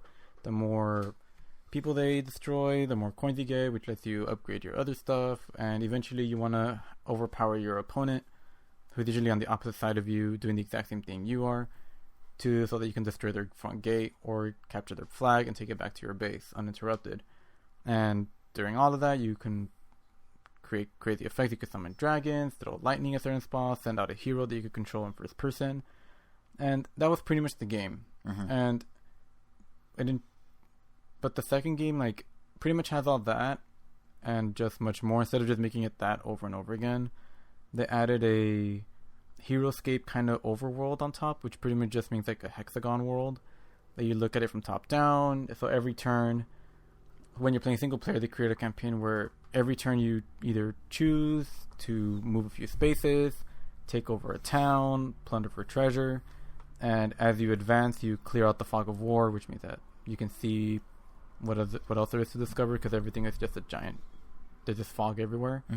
At the same time, your enemies are also making their movements, so you either want to claim villages early so you could make a home base, or you want to maybe just go out and kill those monsters.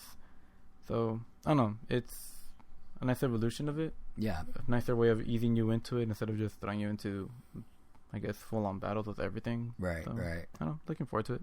Yeah, it sounds cool. They also, Zen was nice enough to also give me a peek at Star Wars Pinball, which kind of has a unique claim to fame. It's the first Star Wars game on Switch. It's getting in just before Lego Star Wars Skywalker Saga, which was announced at E3. Like, Pinball will be out in September, Lego sometime after that.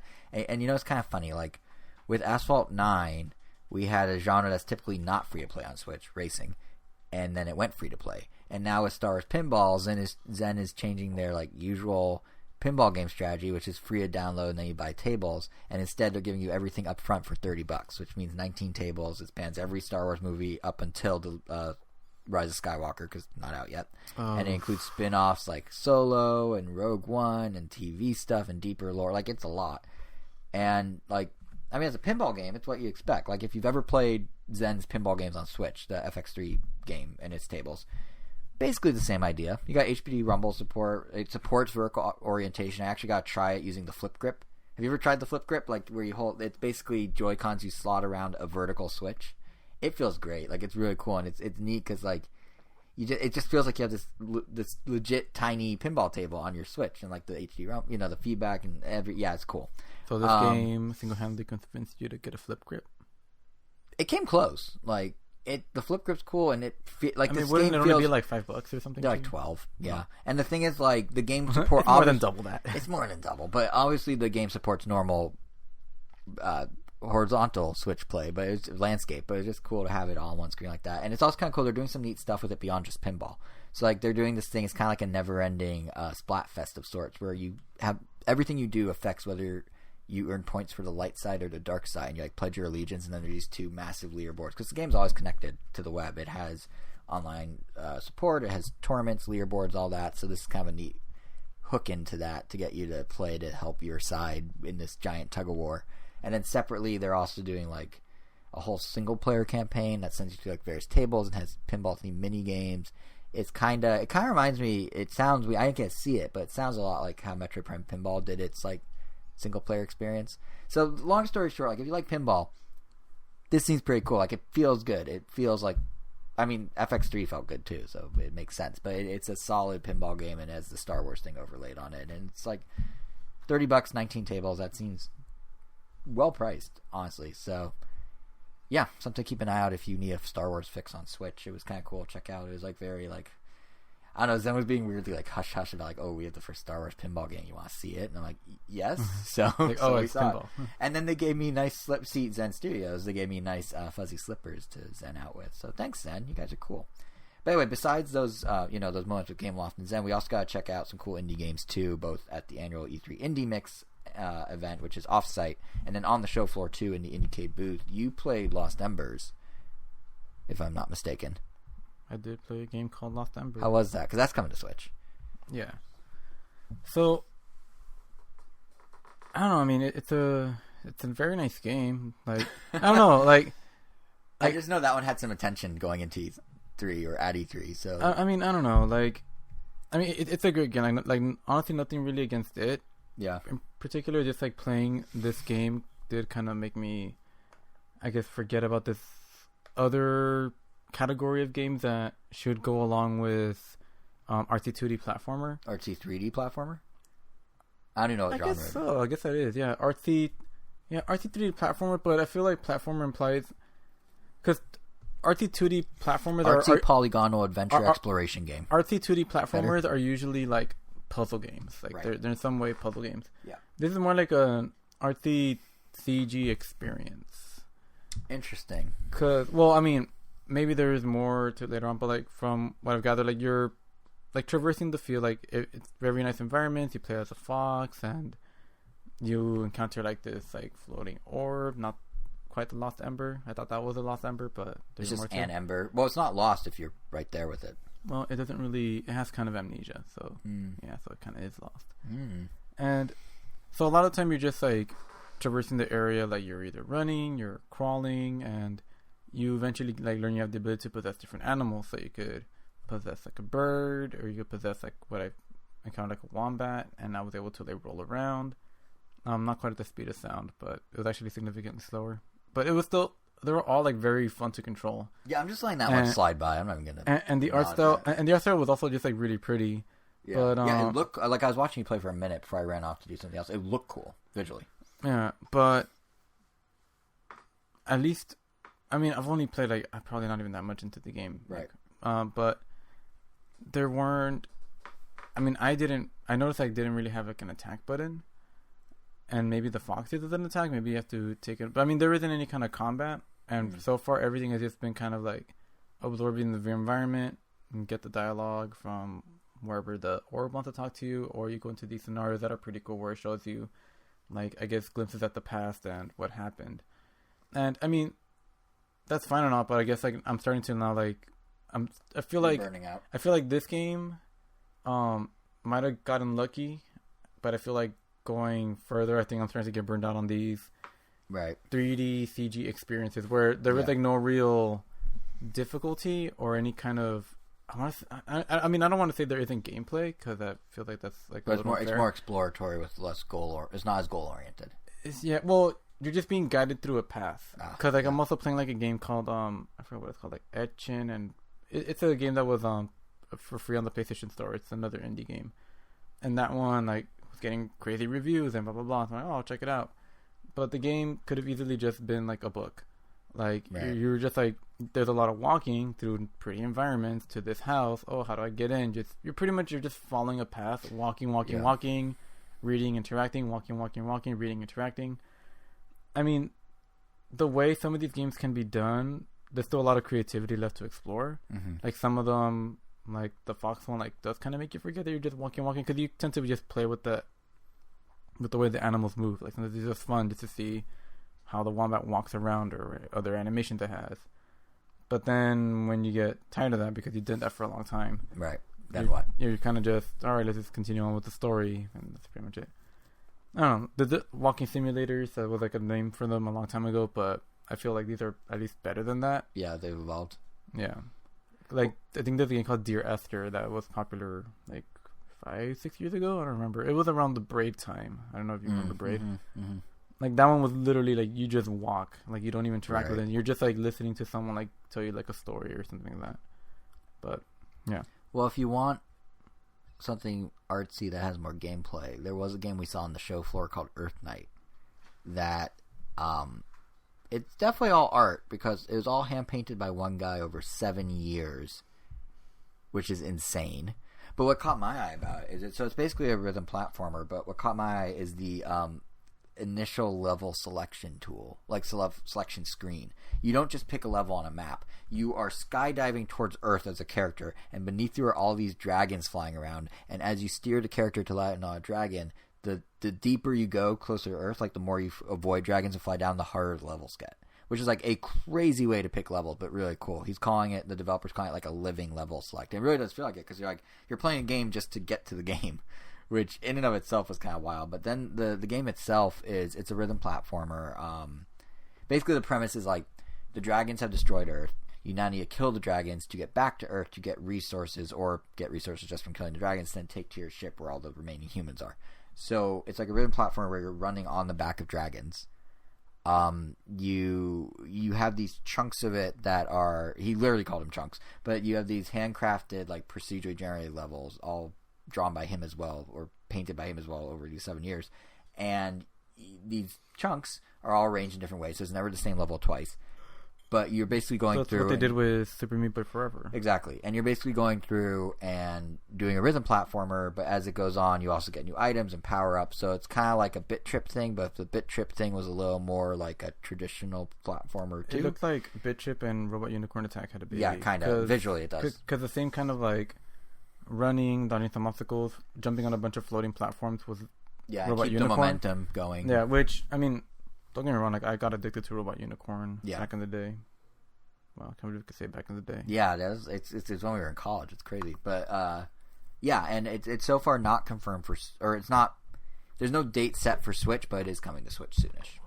It's coming to PS4 and Steam first, I believe. But it's kind of an interesting thing because it's like a few different ideas smushed together and then has like, I just can't get over the 7 years of painting. Definitely come for the living level select screen. That level select screen. That's cool. Like the main game's fun too, but that level select is just so unique. Like, I mean, you know, Jason is like a master wordsmith. I mean, when he described it to me, like it sounded like, all right, that sounds neat. But then when I saw it, it felt like, wow, you couldn't even do it justice. Even though it's exactly what you said, it still looks cooler than what you described. It's super cool, yeah. So EarthNight's one to keep on your radar for sure. Another one I think worth keeping on your radar is we both played this at Indie Mix, Thunder Rally.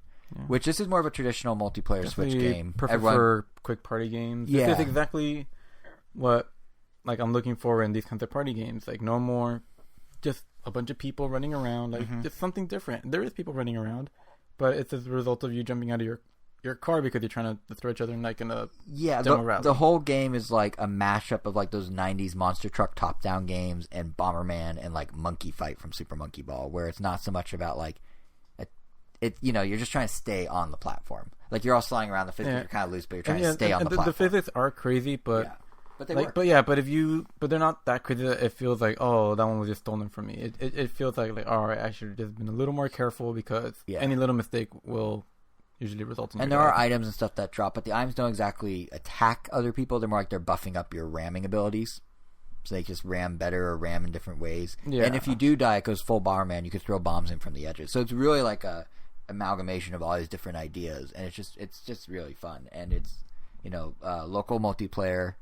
It will have online. It's not coming out until they get online ready.